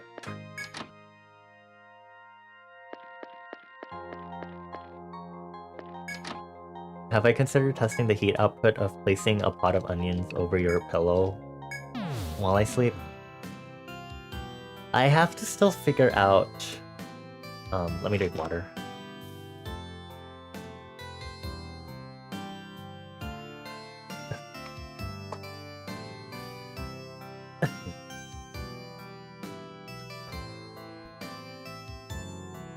Sorry, I feel like I need to cough. Let me mute my mic. Okay, I'm going to drink more water, thank you.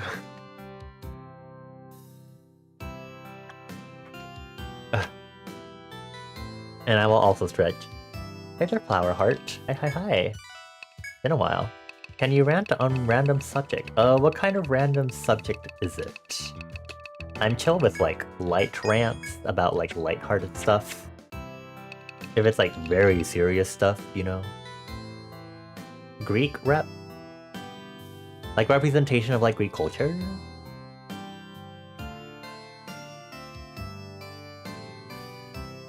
I would consider that moderate and fine.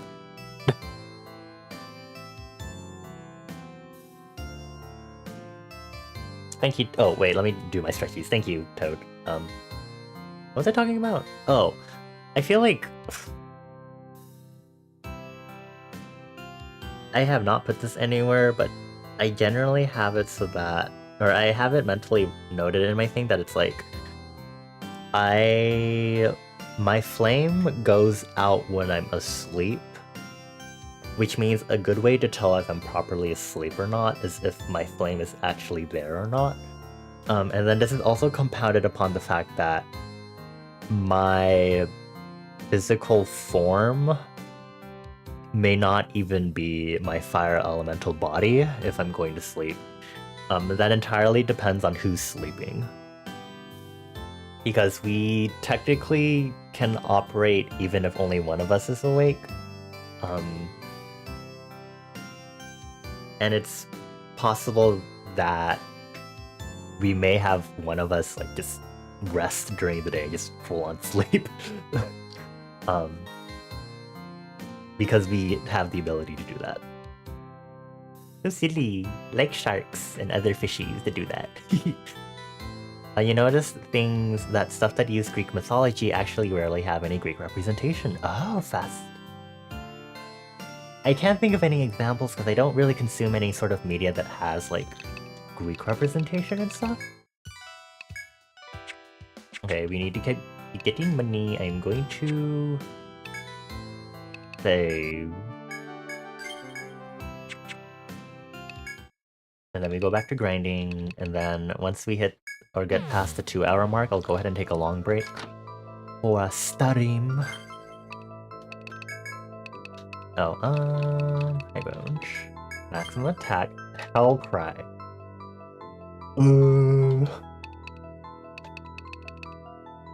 I can reduce the penalties.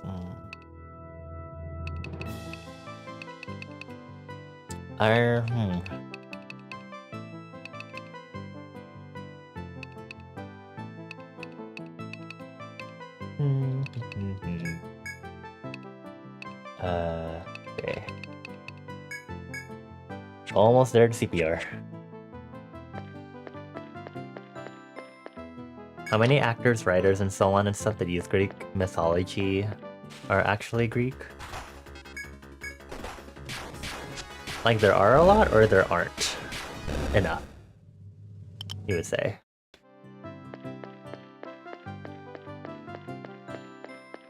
There aren't, okay. I think that tends to be a big problem in general.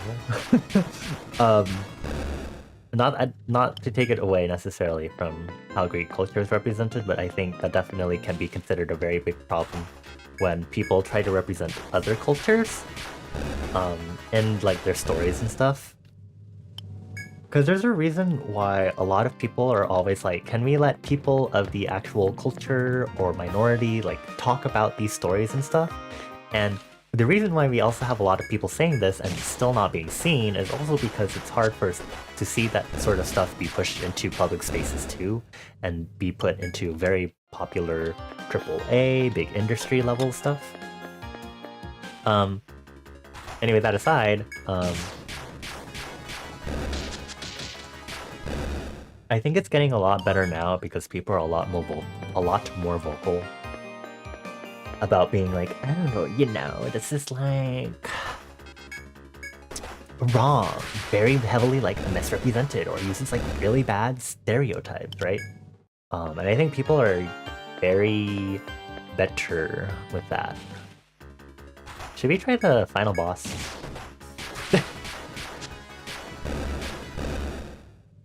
Like, Toad is level 50.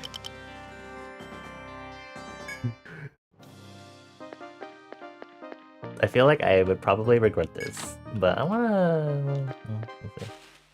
Let's maybe have to go through the whole cutscene again of like, the history of this world to get to this.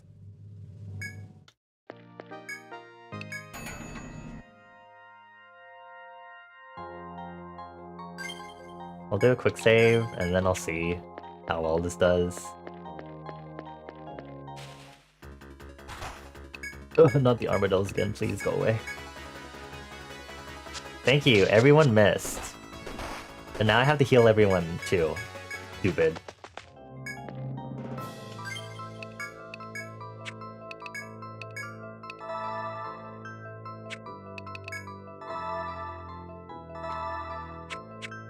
Okay, this is going to go terribly. Okay. Cool, we have to go through all of this. Okay, cool, blah blah blah. Science is bad. This is like... Science bad, climate change bad. Okay. This super CG part, that was so amazingly wild.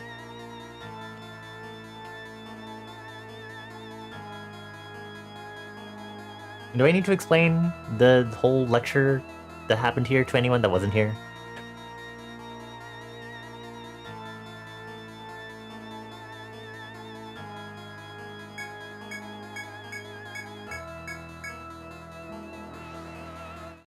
Okay. Okay, let's try your best.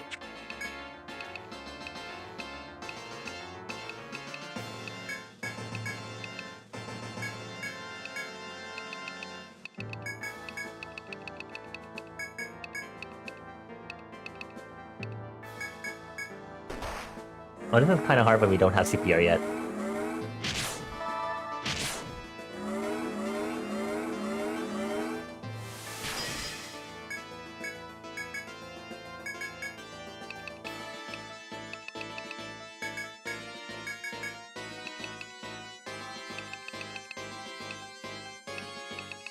Let's do Cure 2. You talked about the subject to another person and they denied that. They denied that modern Greek culture. I'm gonna hold that in my brain as I keep reading the messages. An additional issue here also is that the Greek that was historically used by European educated people actually the same thing as the language used in Greece.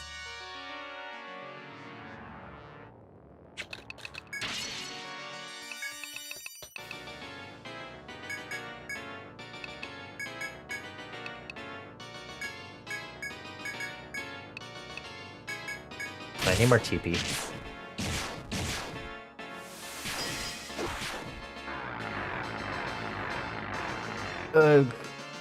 What other beneficial effect did we have?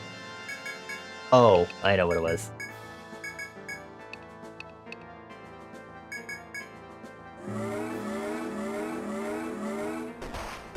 Oof, oof.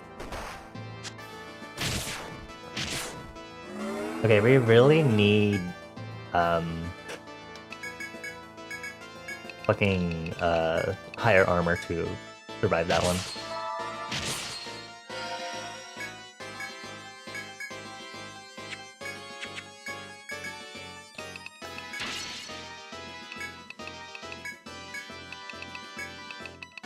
Good thing I have nectar. Okay. There's a part where it can recover itself, so that will be very annoying for battle.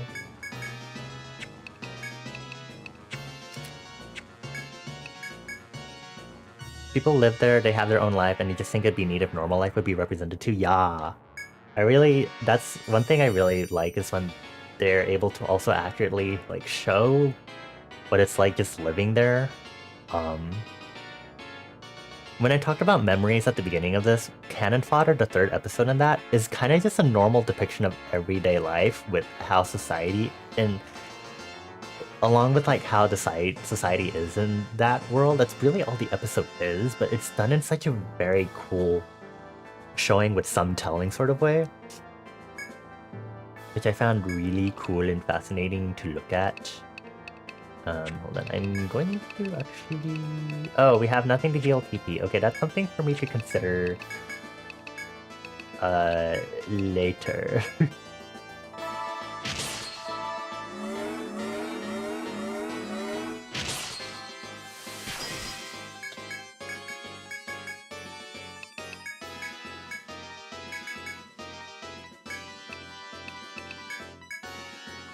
This boss keeps using the Twig's attack, which is fine and all because at least it's not hurting us.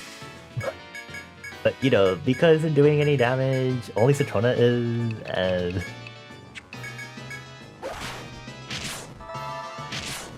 Okay, it's gonna do something. Okay, but it's fine. Okay, we're actually like almost halfway there, which is like LOL. I'm gonna defend just in case.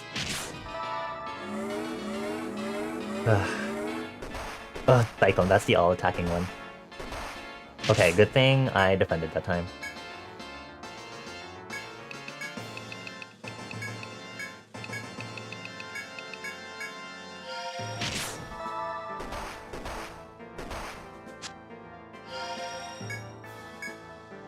Oh, we could totally do this. Really? It just used an attack that just insta-killed me. Okay, good to know. It's using the regeneration attack. Or the one that regenerates itself slowly. Don't... why can you select a party member? That's wild. Okay, good job, Mika, for dodging.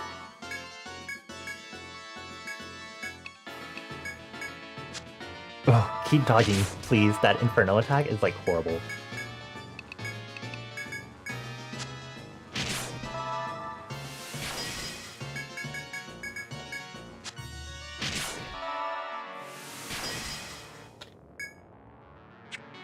I think the recovery is finally off. We're just gonna leave it up to Mika and Petrona to finish the battle. Let's go, NBs! It's a final boss, Toad. I would imagine it to have a lot. I think we can do this. Come on, Mika Petrona, come on! Oh, I was using the cross thing again.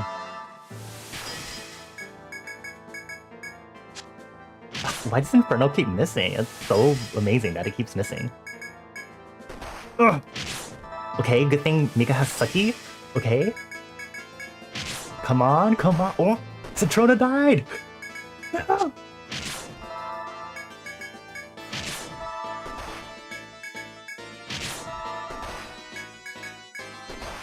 Fuck!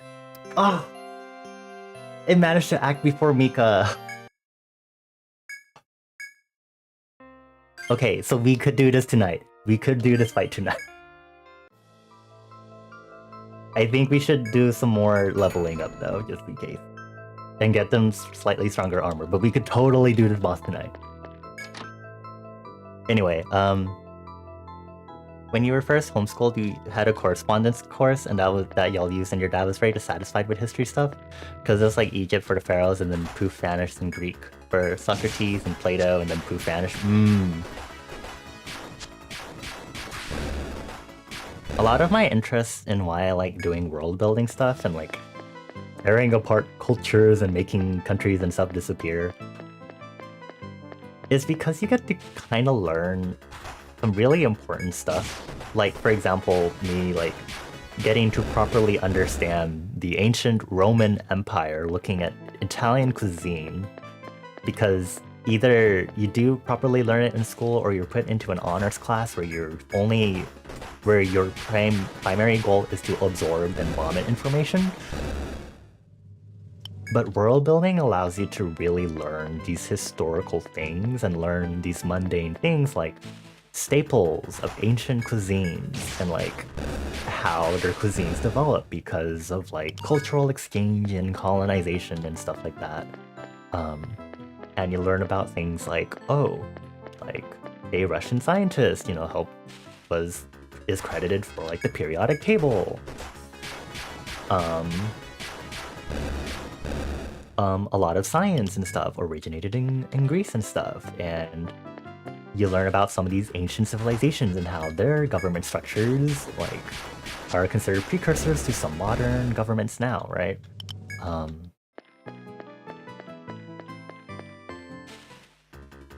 And I think that's something super important to be able to like convey and show in a story, right? Because I think being able to have the main plotline is one thing, but also being able to like add to this world around everything, it adds spice and flavor.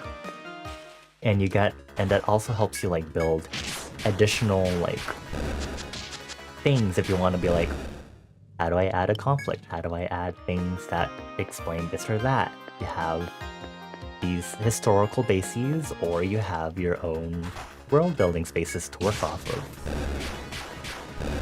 And sometimes it's also great because you get to immerse people in it. You get to actually immerse people in what ancient Greece is like. You don't give them, fake, stereotypical stuff, right? You're not like, oh, ancient Greece is all homosexual and Olympics and that's it, or East Asia is all war stuff and fighting each other and stuff. Like, maybe depending on the periods, like if we're talking about like the warring periods of China or something, then maybe that might be more accurate, but you still want to get a better sense of, like the nuanced stuff in it. Like, what is it like living in those periods? What do they eat? How is what they eat stifled in that period now compared to before? What does their architecture look like? What do their jobs and focuses in the world look like? Remember K's for potassium because bananas. What the fuck? Interesting. That's an interesting mnemonic. Anyway, yeah. Your rant is very understandable from me, who does a lot of world building and is having fun actually being able to enjoy history now outside of a school context, because I get to enjoy it in a way that's like I can learn how to make world building stories and make connections between things a lot more across things that maybe people wouldn't necessarily get immediately, because it's very interdisciplinary. World building is very interdisciplinary, and it just ends up that way because of the stuff you have to learn.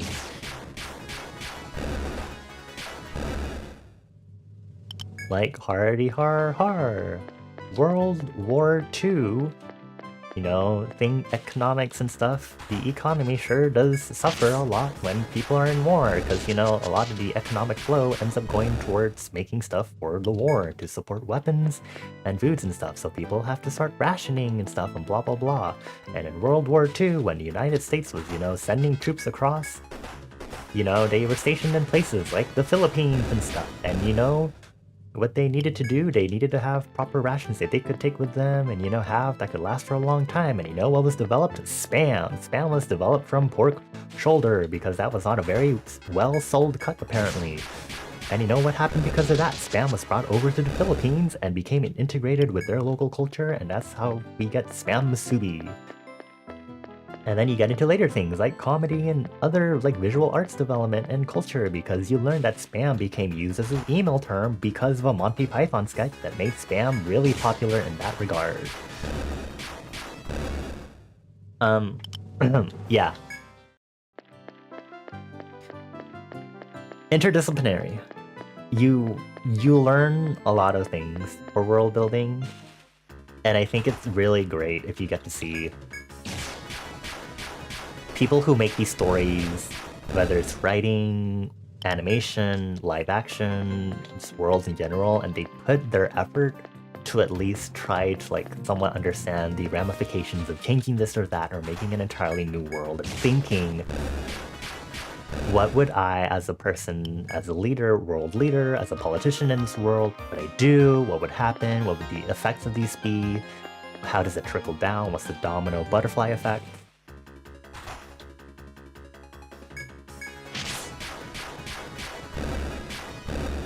And I think that especially sucks for like Greek culture because it's like, I think that's something like people always think of like Greek mythology, right? But like, I really love being able to learn about what modern cultures are like now. And it's definitely not like something you get to hear about that much because people will always think about like, Greek mythology and the gods first, straight up. And then maybe they think about just general Mediterranean cuisine. But it definitely is like, I definitely would want to like get, you know, hints of like, you know what is modern Greek life like? How is their architecture now? The cuisine that they eat, you know? What are their daily routines like? That was something I really enjoyed in the 3rd episode of the Memories movie that I watched today. It was just a daily routine episode, and it was just fascinating to see the daily routine. When you said to that person you wanted more Greek rep, they said you confused culture and ethnic trait. What? What? I feel like this person is just being like super like... I'm gonna... What I do?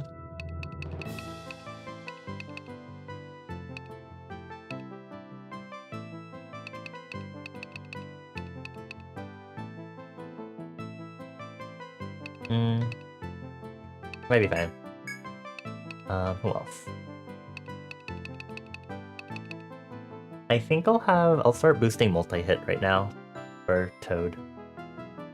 In anticipation for the boss unless we get a party change by then.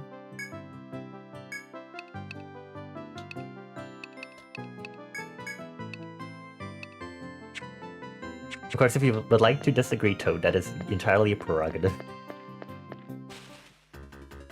You're not Greek, you're Russian, but also your modern life is very different from the life of American, and you're pretty sure Greek modern life is really different too. Cultural life is just different across the world for sure. It's definitely something. You have no real idea of how the game system works, so I'm mostly just trying to plan for the final boss at this point. So anything I can do to specifically plan for the final boss, I really want to take charge of, and I can at least do that for myself.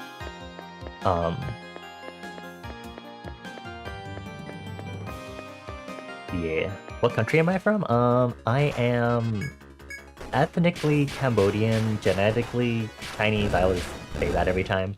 But it's definitely like... I definitely understand, like, I wish I could have a lot more representation of what modern Cambodian culture is like, because the best I can get is, like, the stories from my parents, but they lived in, like, more rural settings, and... which I know there are cities in Cambodia, but that doesn't mean I still get a clear picture. I've never been, you know, I don't really get to hear about it as much because it's definitely not a super well-known... Or, I mean, it's known, but it's definitely... Like, it's next to, like, what? Like, Thailand and Vietnam? You know? I get a sense of, like, what countries people tend to know right off the bat. You know, it's like... Those countries are there. And Cambodia is, you know, also there, but, like, not as noticeably there.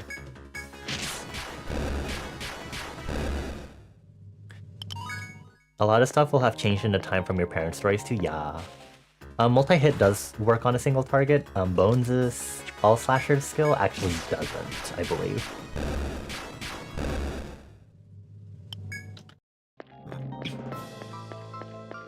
You're pretty sure that I also have a lot of stuff specific to my country? Yeah.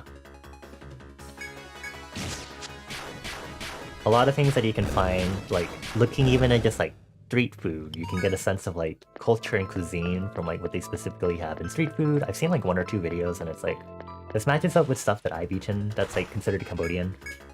But, you know, daily routines, you know, it's something that it's really nice to see. You know, people always get enough of that from Japan, because you always have the anime and manga that are always like, yeah, high school student, blah blah blah. Regardless of genre. And South Korea, because K-dramas and stuff, and you get both historical... You get both historical and, like... And modern. Sorry, I, like, brain farted for a moment.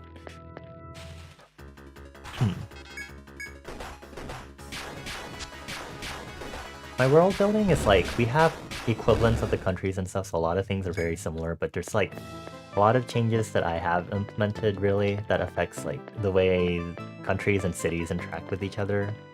But I still want there to be like a sense of like, this is to some extent recognizably Japanese, this is recognizably Cambodian, this is the recognizably like a Greek country. These are the recognizably Russian people, because I erased some countries from my world building. Because you do stuff like that. But just because I'm like, okay, we'll have Germany and Russia, or whatever other country disappear because of like disasters, you know, I still have to think like, they'll immigrate somewhere else, they'll be refugees, they'll still have a culture, they will form their own communities of culture, and I get to think about how that grows and develops from there, and also how that starts intermingling with other cultures. Isn't that fun? Interdisciplinary. Hi, Zach. How you doing? Leading to Princess Brightfield. Sure.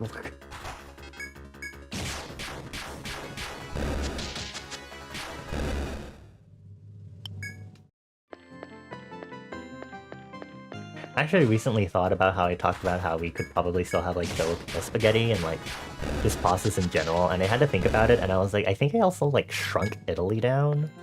And I think I also like did that to China too because of like some events that happened. So now I'm like, ooh, I also get to think of... Right, I had to think of that too.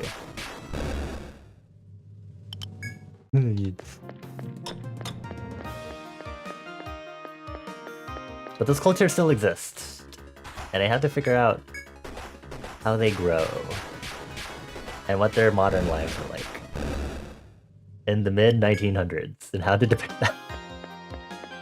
And the only way to do that is to research it, which I think people should be doing. You're doing okay, you just got done playing some Deep Rock Galactic. Nice! I'm doing okay. We've been talking about representation in visual media, in fictional media, I guess is not fictional.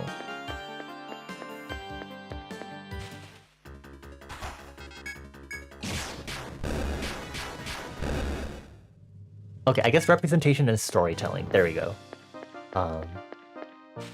And you know, I have a lot to say about that as a world builder.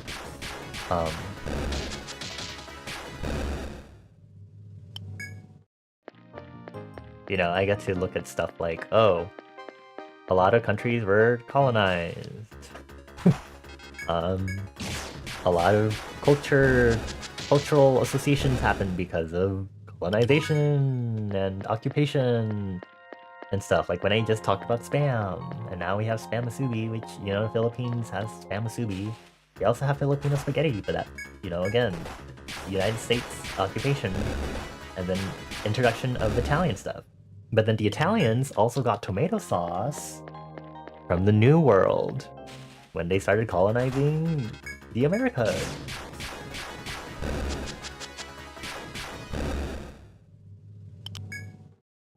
As you can see, my brain is able to jump through all these connections now, and again, it's like, you have to do the research for it, because world building is inherently interdisciplinary, and you really have to bust your ass.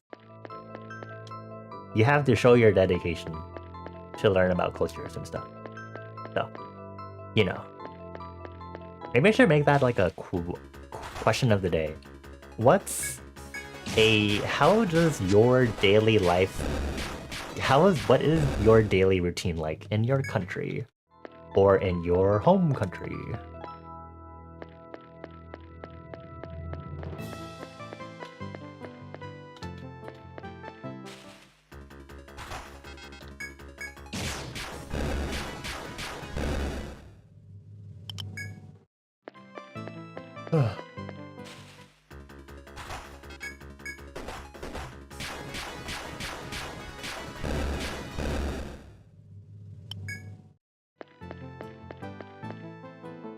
Anyway, Flowerheart, I hope you feel validated about you wanting more representation of just regular Greek life in popular media. Because that is a very valid want to have, even if you're not necessarily Greek and stuff. I very much agree with you. Oh, hello there. Like, for example, there's this recent game that came out which is very similar to Stardew Valley. It's called Coral Island, and it's one of the Southeast Asian countries, but it has very distinct inspirations from that country, and it's really cool to see something like that. And even though it's an indie game, it's definitely like an indie game that has very much so caught people's attention, and I think that's really cool. Hi, Citrona. Good morning. Did you know we're really close to fighting the final, or we could actually defeat the final boss tonight? Because I just tried again, and y'all would have killed it if it wasn't for the fact that you and Mika were the last one standing, and then the boss happened to move faster, and then Mika died. I want to try again. I really do.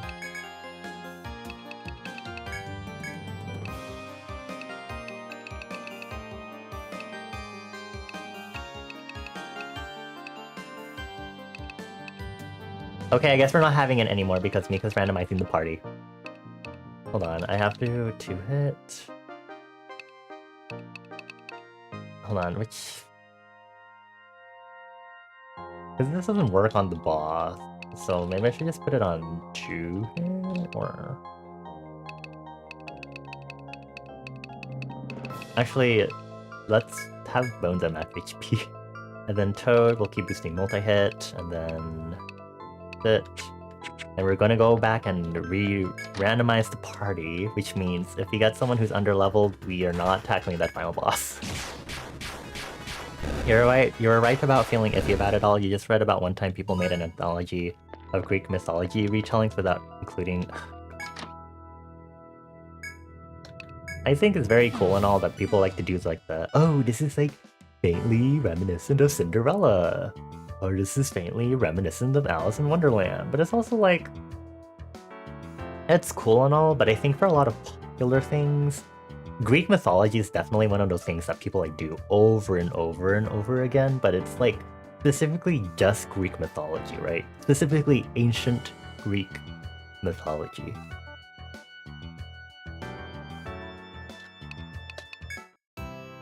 There's definitely things that people don't get to touch enough.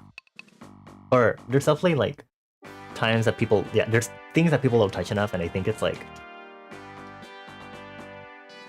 it'd be great to see those sort of things, you know, right?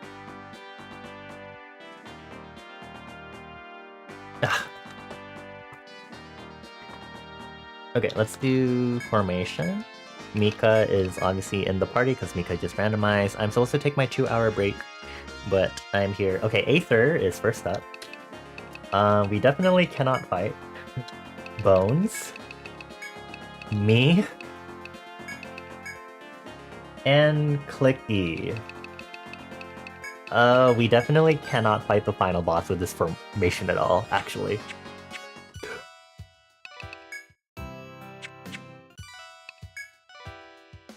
So if you weren't here earlier, basically Clicky would be useless against the final boss. Yeah. And then Bones and Mika were able to do substantial damage before. They would be a little not as helpful depending on the circumstances, because the boss has the Thorn's shield, which is fine, but Petrona's attacks are able to still damage the boss despite the fact. Ugh.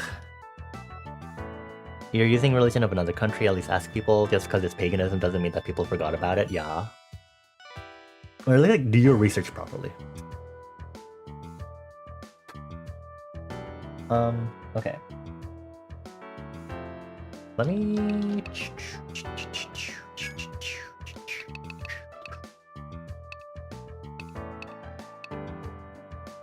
Can I do armor for anyone to up? Some of these armor are expensive.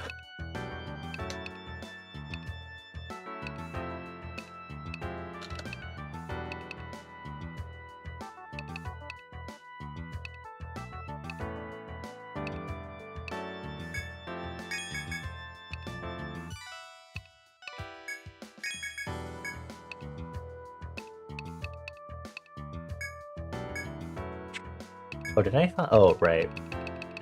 Eee.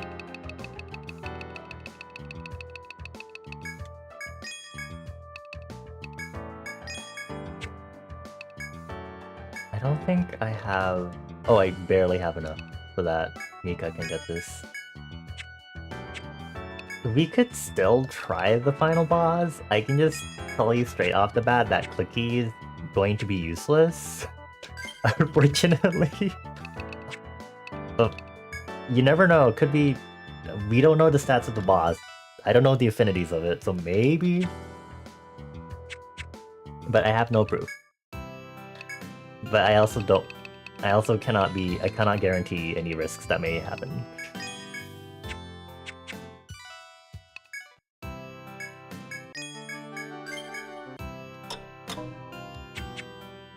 So I'll go ahead and do a run of the final boss, and then I actually need to go have my long break because I'm like overdue because it's almost 2.5 hours now. So give me a moment to rush to the elevator. 63, 64, 41, 61, 42. So like, we'll see.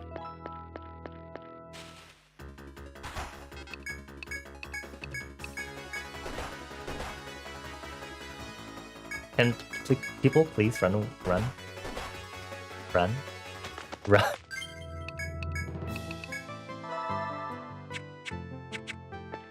I guess the only thing that may indeed hinder me from finishing this game tonight is the fact that if I don't have a good team comp, we can't fight the boss.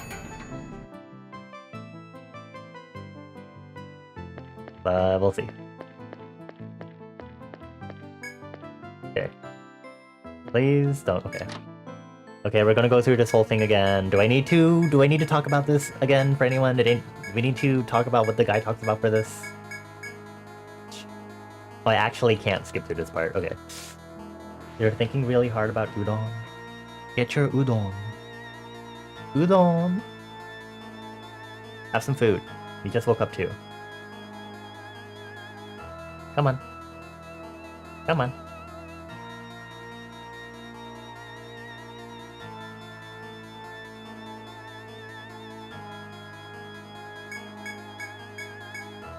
The Fox Point instant udon, okay. Interesting way to word it.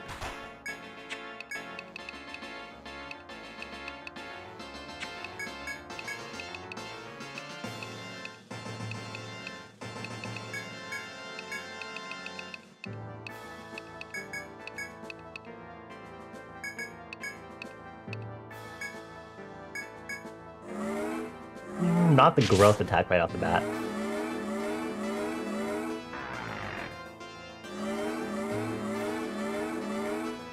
Because what that means is just we are very... I don't think we can do enough damage to overcome that. I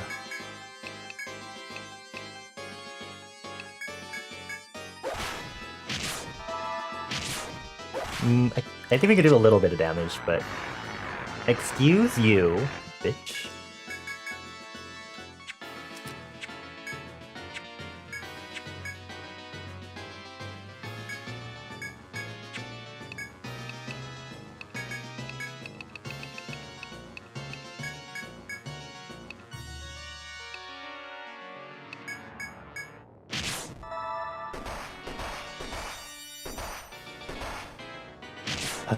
That attack is the worst.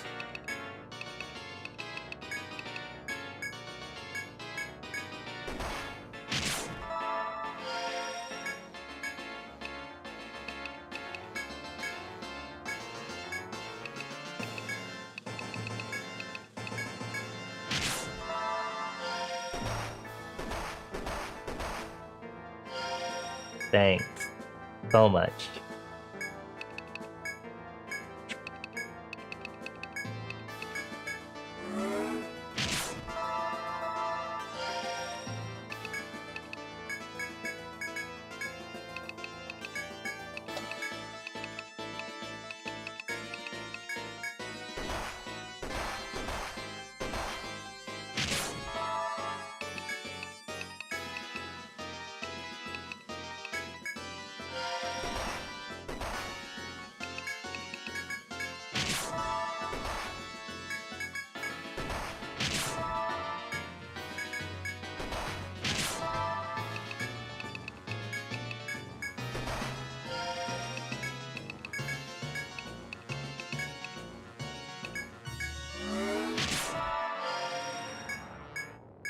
Boss is evil!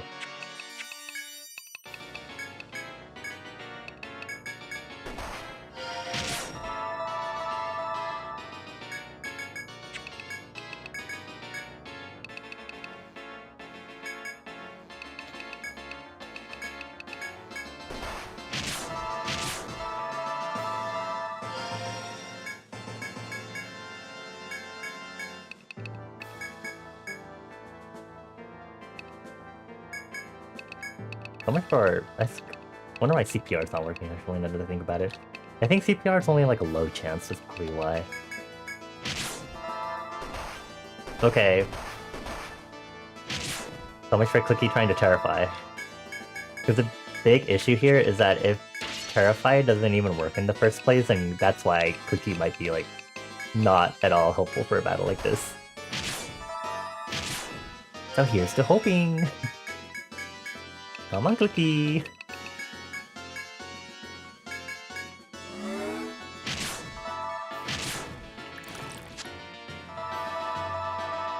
I'm gonna keep having you do that, Clicky, because that's the only thing I can really have you do! Oh my god!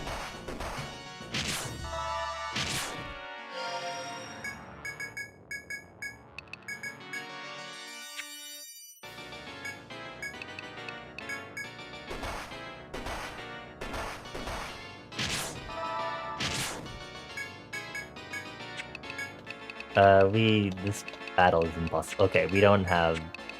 Cool.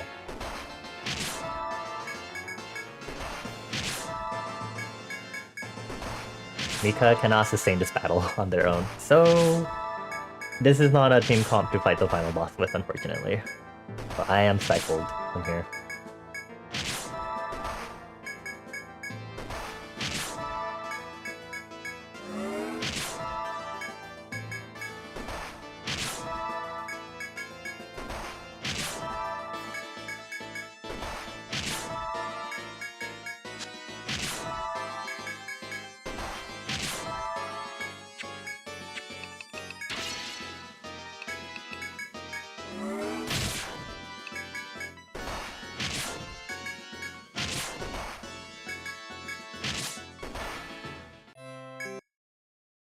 I don't know why I pressed save, but thanks anyway. Well, this load from here. Yeah, okay. I'll go ahead and take that long break. You get back in time to see you just attempting to solo this guy. Basically, our team comp is that we only have 2 DPS and 3 backliners. We can't fight the final boss with this because we don't deal enough damage to overcome the boss's healing skill. We don't have anyone that can deal damage when the boss uses its fully blocks physical attack skill. The boss's all attack will kill almost everyone because we have 3 backliners and 2 frontliners. And Clicky is also completely useless for a boss.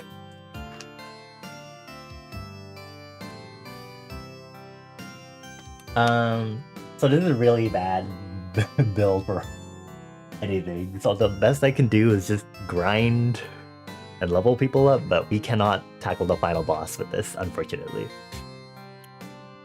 But for now, I'm gonna go take my long break because I said I was going to take my break at 2 hours in because I need to do that because I'm kind of bad at doing that sometimes. So I'll see you all after the break, probably like 5-10 minutes. But because I'm antsy to keep playing the game, we'll see. So yeah, thank you all for chilling with me so far. Please take this time also to go get some water and snacks yourself. Look away from the screen, get up, stretch, do the usual, and I'll see you all after this break. Okay, time to mute the game. LOL.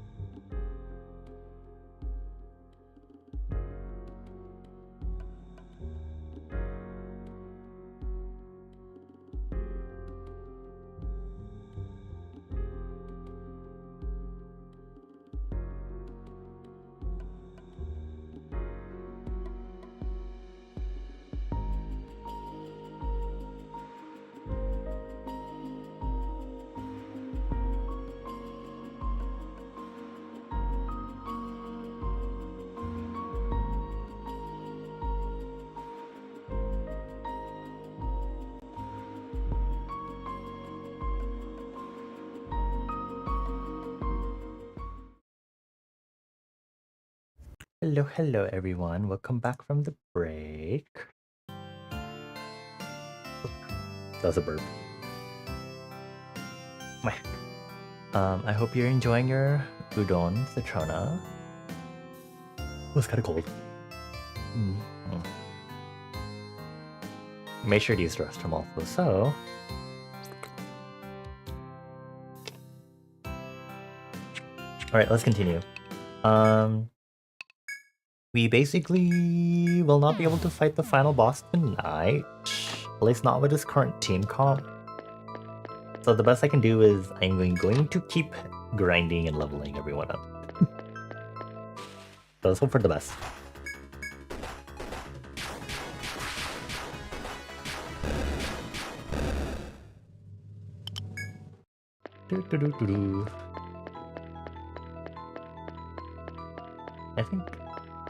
I think these two are like our most underleveled people in the guild now. Because I think Benny's like somewhat like at least level 50, I think.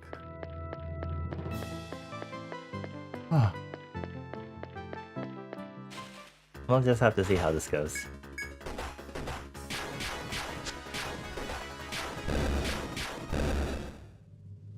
If I can get better armor for everyone, that'd be helpful. But everything is like super expensive now.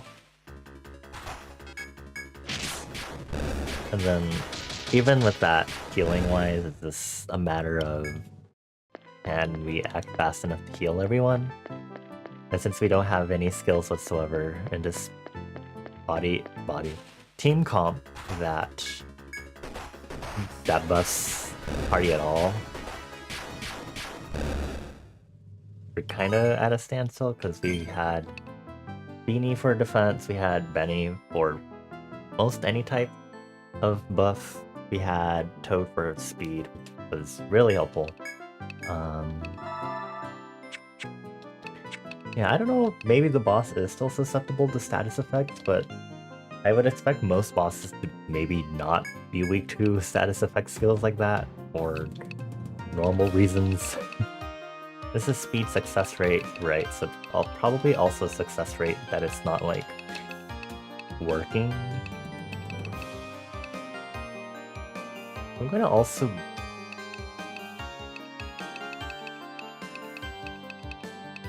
It will also boost CPR, at least. And then... Clicky...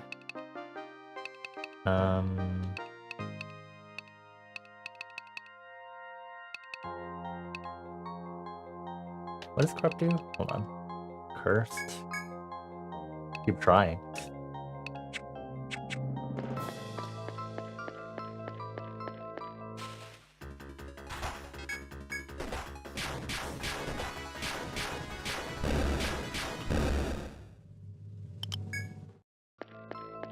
Might be better to have Acer be dedicated healer for the fight, so that way I can also try to do some damage with my Caduceus skill.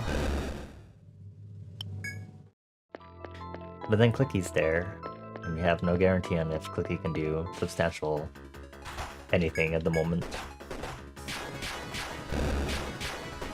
Clicky does have the speed slowdown curse, which if we strengthen that, that might help as like a quote-unquote counterpart for a party speed up.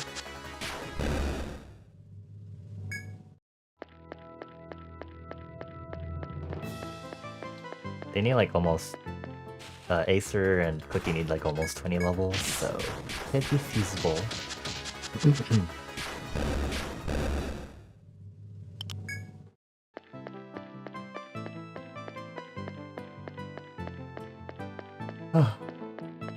I am going to hope for the best though.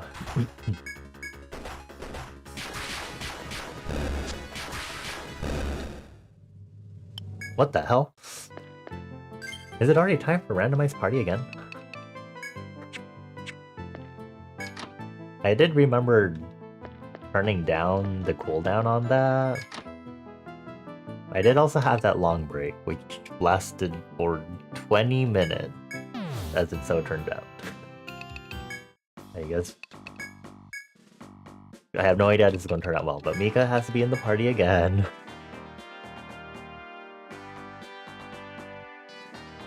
So much for these two getting their level ups. Okay, I'm gonna go back because I don't know if I randomized it properly or not.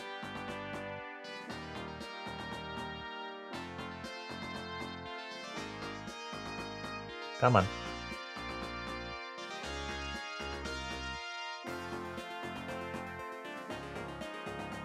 Why is this site being stupid? Give me... Okay. Thank you. Okay, so Acer.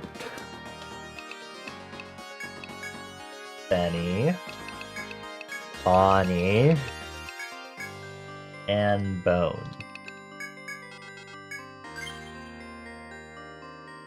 This team comp is not particularly different.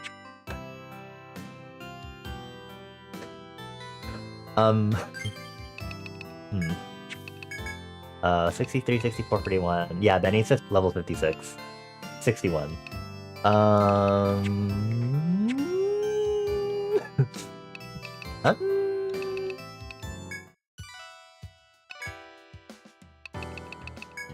We can try.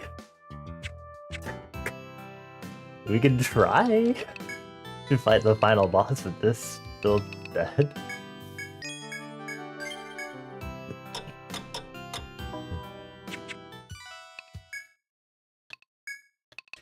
If anything, we get permanent speed up at least because we have Benny in the party. Because Benny's status buffs last forever. I'm going to buy some Amritas though, because we clearly need those for TP recovery. I could only buy 2 of these. Amazing. Okay.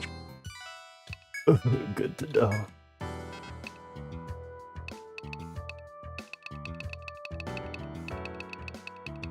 I'm gonna sell some of those. I don't know if that'll allow me to buy one more.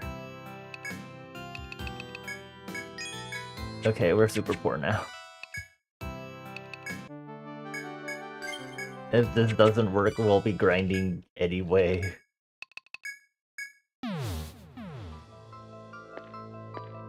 Please, oh almighty heavens, let this team can't be normal. Enough.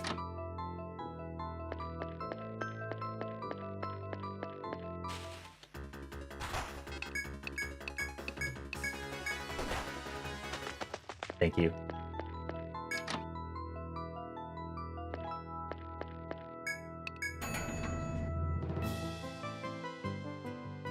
It's also kind of RNG with what moves the boss uses, so we'll have to hope for the best here. Okay, we get to go through this cutscene a third time. You're gonna mail me some of this Inari, but in individual envelopes. Why do you randomly think of like the most horrendous things to say?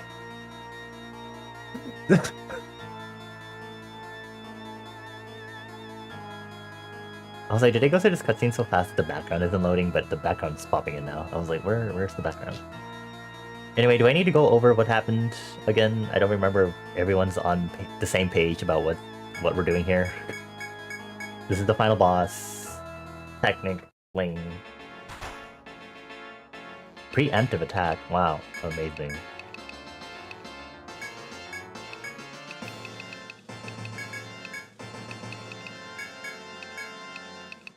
Alright, let's do this. Just start off. I don't know if we actually need the element increase. Does it mean he can ambush you as a tree? Great question. But we get an extra turn to do stuff, which, you know, I'm not going to complain. We already have, like, full. So, I'm just gonna... Oh wait, I can... Here, let's see if... No. I can still try, but I don't think it'll work. Actually, no, let me go back to Bones, and let me just have Bones do a regular attack, and then we'll see. And then we'll do a regular attack after to see. Okay, doesn't matter, because the boss just did that.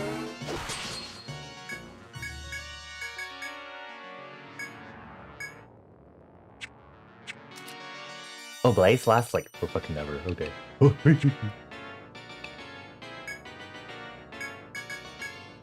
Stop doing that again. I can't test if this works or not.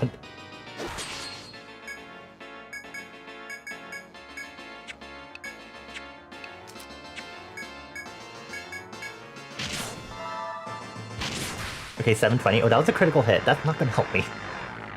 It can still nullify the dancing attacks. That's annoying. Did I just have Bones do just regular attacks for now?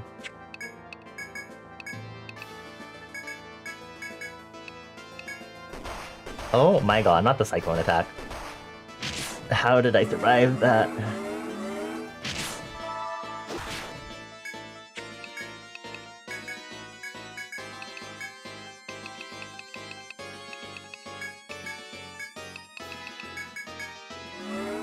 Stealing that attack. As long as it... we'll see.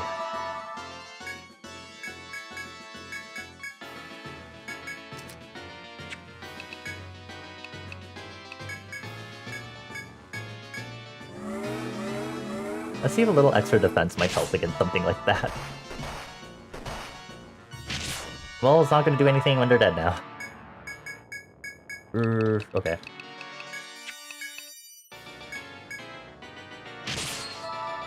Okay, that gives him the buffer, but I think he's still recovering.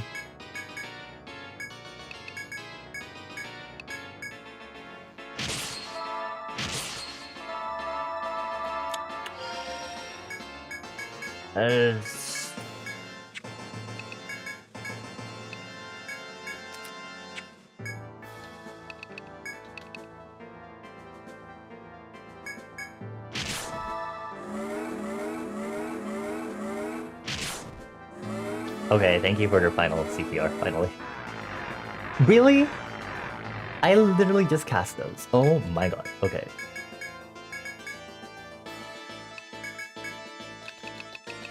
I'm gonna whoop your ass. No, we're going to die first before we even whoop your ass.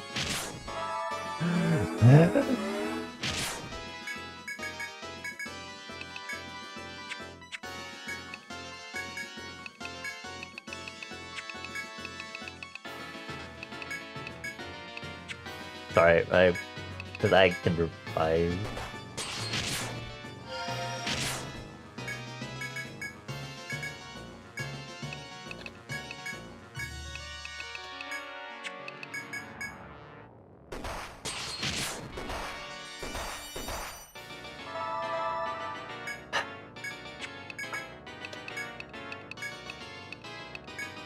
Wrong person to revive. I hate that you can select a target that it doesn't make sense to use it on.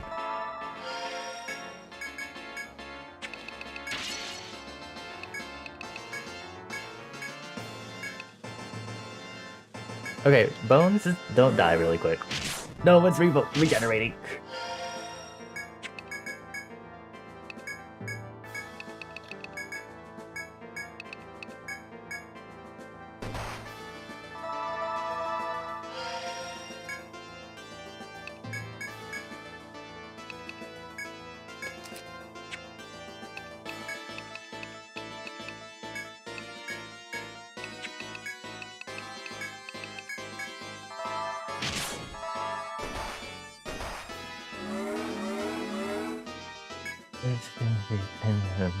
This sure is going somewhere.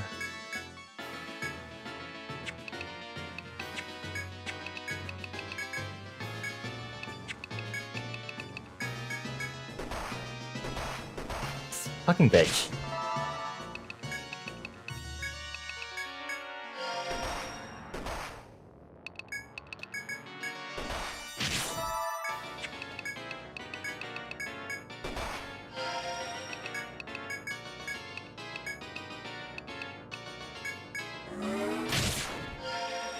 What did I use?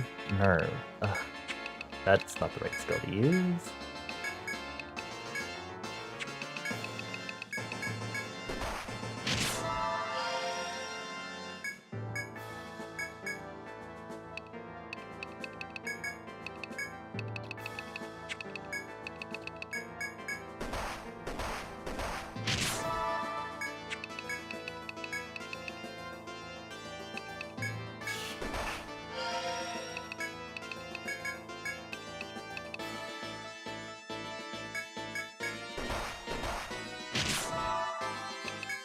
I am out of nectars. Okay, well, I don't really exit out is okay. Will this?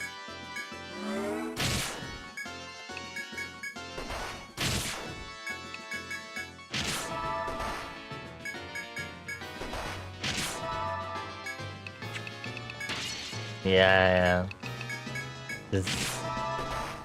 This team comp is impossible also, so...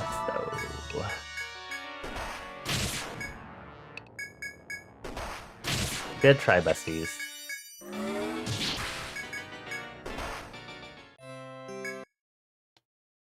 No, it's fine. There was nothing to explore. I guess we'll just grind. Cause... there's no point in trying to engage the boss like this.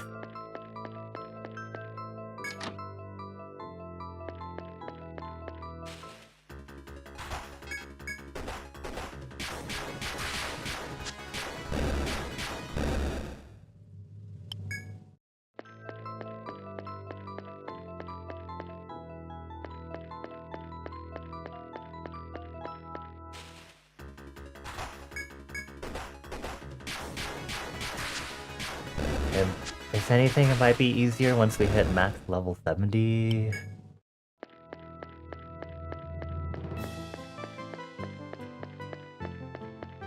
But max level doesn't matter if you can still die in a hit, which the backline is especially susceptible to still.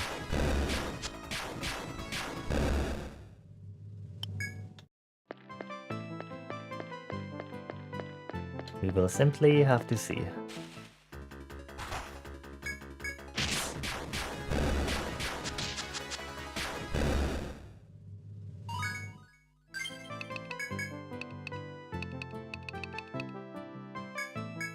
I think speed versus success rate. I think speed is casting speed. That's very important. Probably really helpful for this. Considering Acer dies before they can even cast PPR.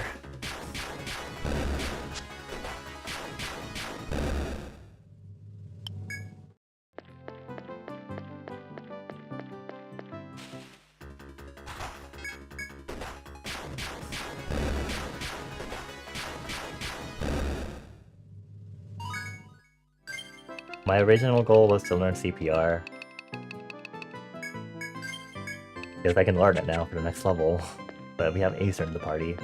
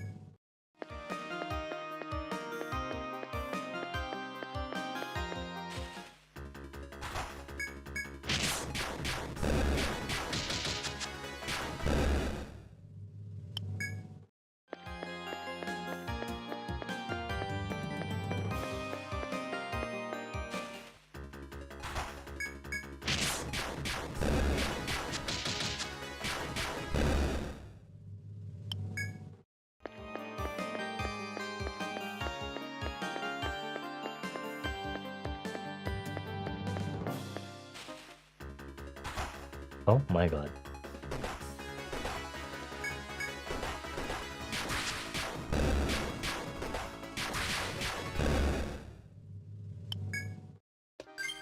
I am going to make very fast for my sanity. I'll change it back for the final boss, just so I don't miss things while that happens.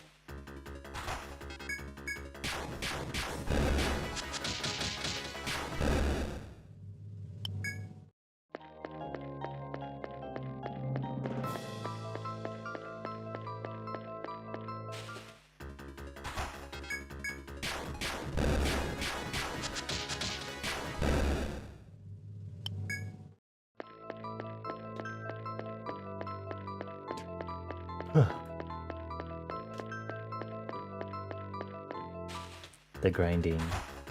So long. So, inevitable. God forbid I try Etrian Odyssey 2 after this.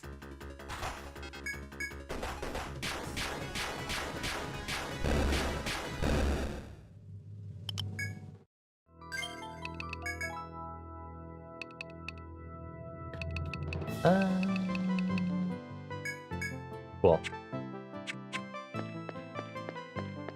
Stat skills for bones fully maxed out. Just to figure out what to do with the rest of the skill point.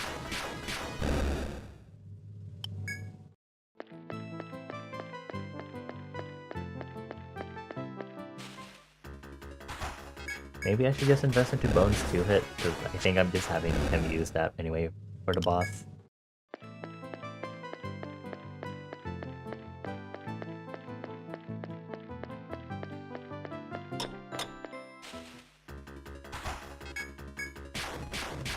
You know, we never addressed if the boss has multiple phases. I never thought of if that was possible or not. Because we've never killed the boss fully. We got really close. But we never fully addressed, now that I think about it, if the possibility of there being a multi-phase fight. I think the last time there was one, I think it was Traumatized, and I think that was Live Alive.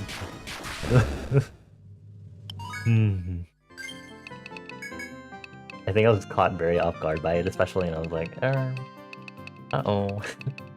Oh boy.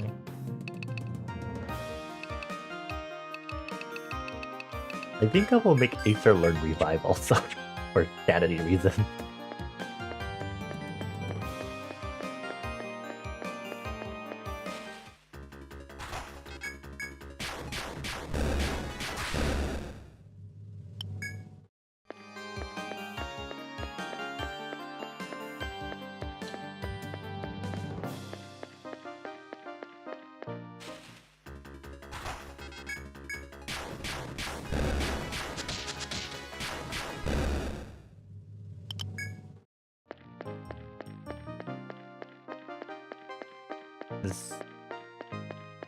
I'm really just going to be here grinding endlessly.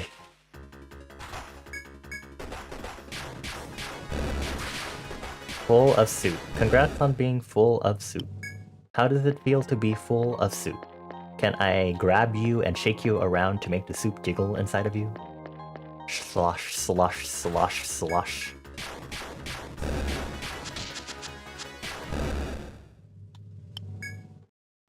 Feels like milk disaster.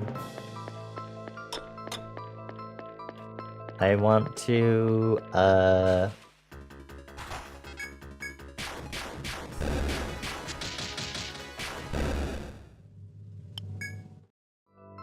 throw you at someone like water balloon and you pop and splatter them with soup.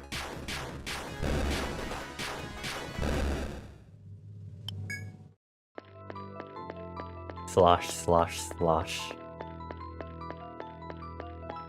It's okay, you'll be fine. Think of it like paprika.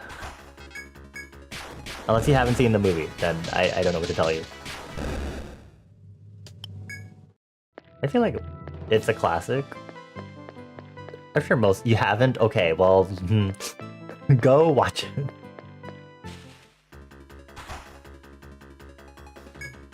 I kept getting recommended to you on YouTube though. You have to. Women. It is rated R for a reason. I will say that though.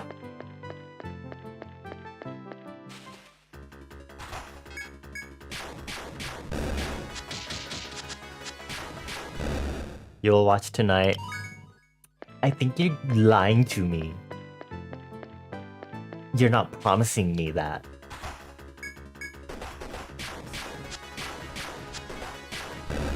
I know the truth. Genuinely, it's really good.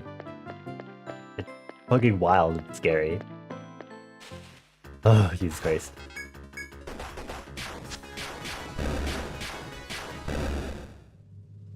Why are you staring at me like that? Why are you yesing me?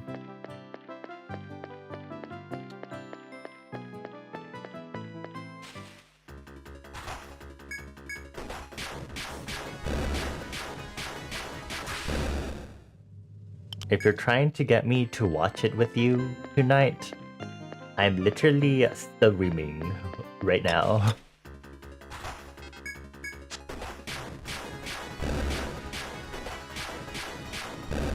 I mean, I would be down to immediately rewatch it, but like...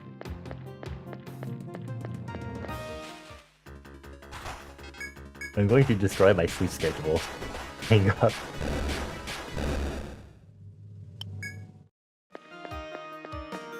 You'll watch it, you don't have anything else to watch beyond Desert Torso Simulator? Jesus Christ.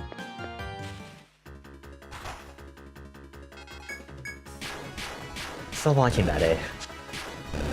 And when are you gonna start Paprika? What if I end the stream right now?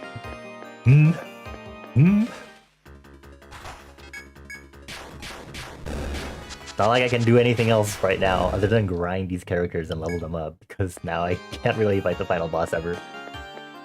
Yeah, what if I did? What if I did?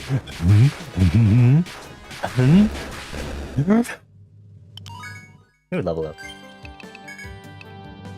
Oh, it's Mika.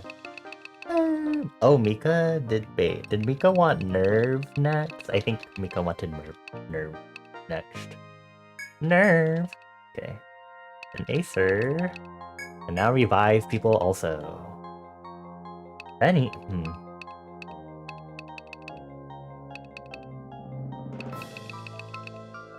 Let's do Shelter.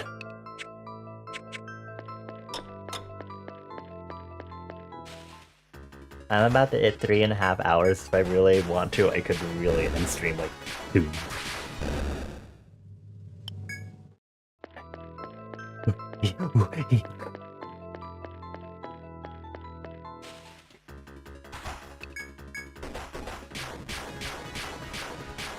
I'm going to be leaving it up to the RNG. Did you know you're supposed to keep the toothpaste in your mouth for like 5 minutes after? Yeah. They even talked about it in Prowler's Discord.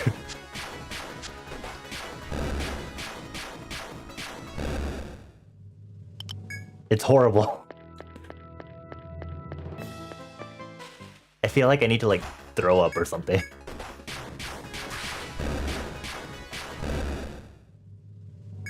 I like compromise nowadays by doing a very light rinse, because I do like very dirty rinses to make sure the toothpaste is out. So I compromise by doing just like 1 or 2 rinses and then that's it. So I'm not doing it as crazy as before.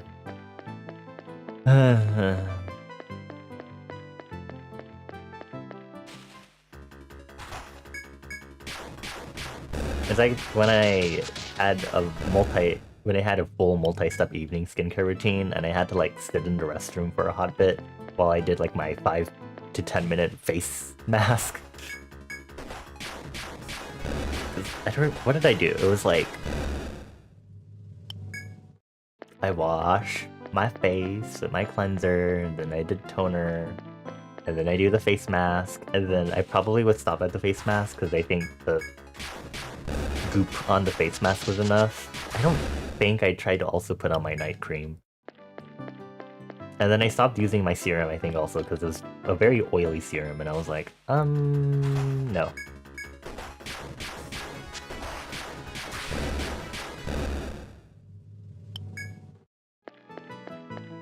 Anything Acer will be fine.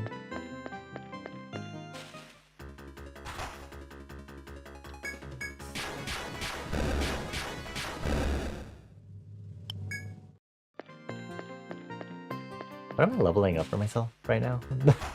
What was I doing? What's happening? Ow.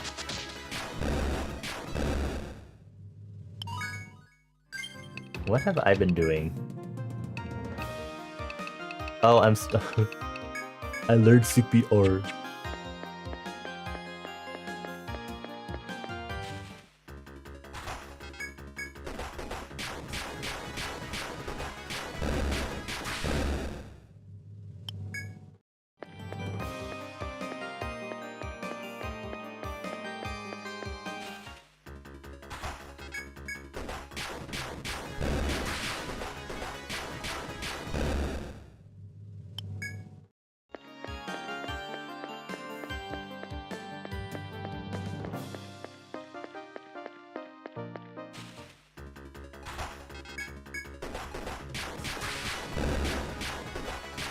Okay, we're like basically 3 minutes before we hit 3 hours and 30 minutes of stream, so I think I might actually just stop because I literally will otherwise just be grinding for another half hour. It would have originally just went to 4 hours, but we're just fighting enemies. So I think I'll leave the rest of the RNG and hoping I have a good team comp to tomorrow, unless I really get really fed up and decide to turn it off entirely, choose specifically who to fight the final boss with.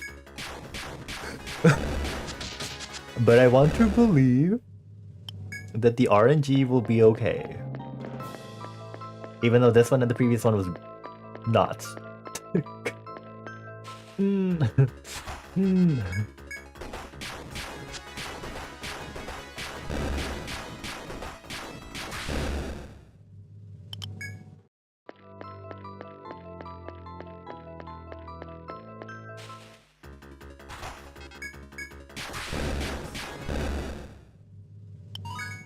If it was easier to just throw a comp together and not have it matter as much, you think it'd be much more fun to randomize for the boss? Yeah. But this really is the game where the comp really does matter, and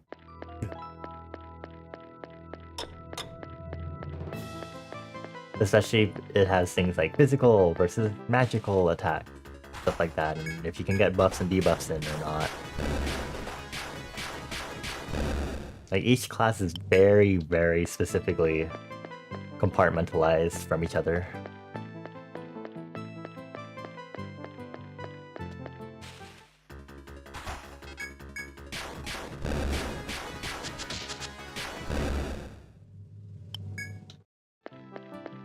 I'll wait for it to actually hit the 30-minute mark. And then we'll go home. And then I guess I'm going to be forced to watch Paprika with Citrona. I think Mika should watch with us. Mika, are you there? Are you still caramelizing your onions? Leave your onions alone. Let them die. Spend time with us. We're more important.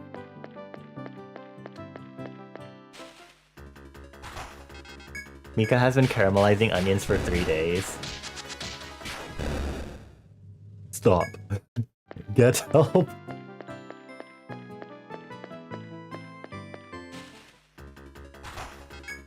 I think you should go into mad scientist mode and invent a device that'll like automatically stir it for you. Very slowly. Mika also needs to stream side order. I don't know when that'll happen.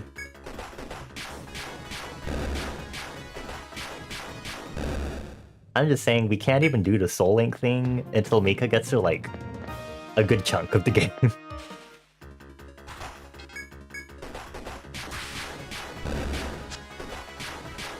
The ending what? Okay, we hit the mark also, and let me distribute the points really quick.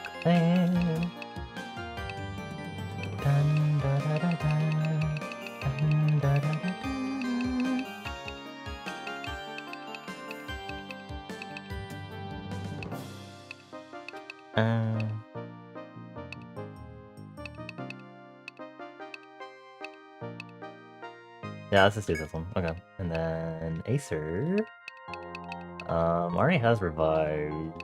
Oh, more CPR. And Benny Elder. Okay, that's it. We're getting out of here. We're leaving. We're gonna wrap up the stream. Mika, can you watch Paprika with us? Can Mika hear me, or can Mika only see chat at the moment? Can you hear me, Mika? Can you hear me calling you out? I am the calling you out.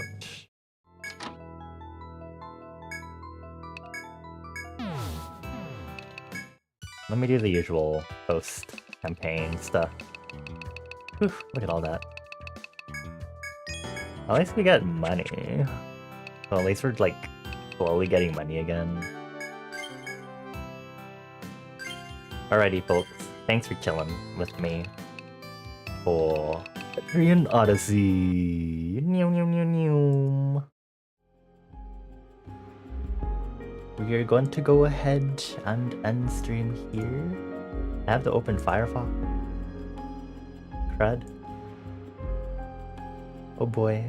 As that's happening, if you've been here and you've been lurking and you don't already follow and you like listening to me ramble about stuff like representation and world building and random history and trivia, maybe you should follow. I have a Discord server where I post my stream schedules and stuff. It's not that used that much. They talk about Arknights in there and maybe random other stuff, depending. It's not that used. I post art on my social media. That's why it's probably a lot better to follow my social media. I literally just posted one of my reference sheets for my OC a few hours ago. And of course, I have my little chatbot and other stuff that I coded myself, so if you would like to do some exploration and some other stuff, please feel free to do so and get your daily stamp.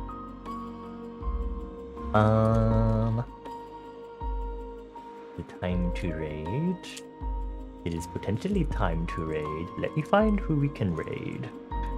If there is some... I feel like it's early enough. Yes, it is. Ooh.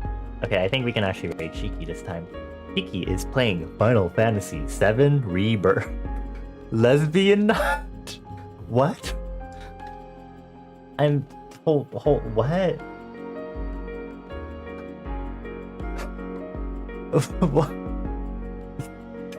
You cut them.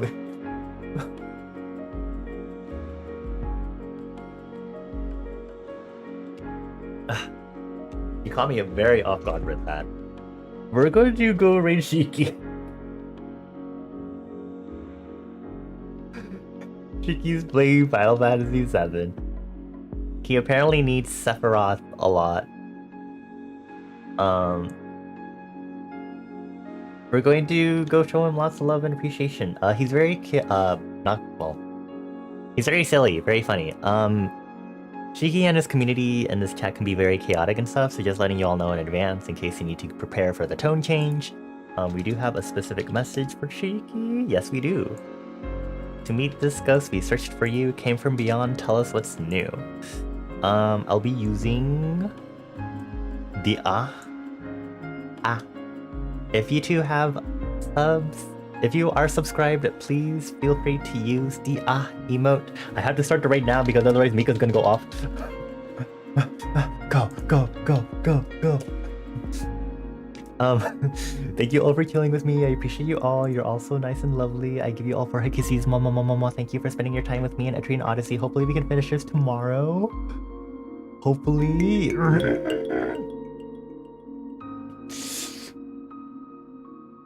Because thank you for the gifted sub to Citrona. Anyway, thank you to Mika, Toady, Acer, Magic, Onyx, Flowerheart, Zach, and Citrona. I appreciate you all, and again, thank you for the resub. If you feel free to again use sub emotes with the raid message. Yeah. Bye. Happy March. Yeah, I don't know what else to say. Yeah, bye.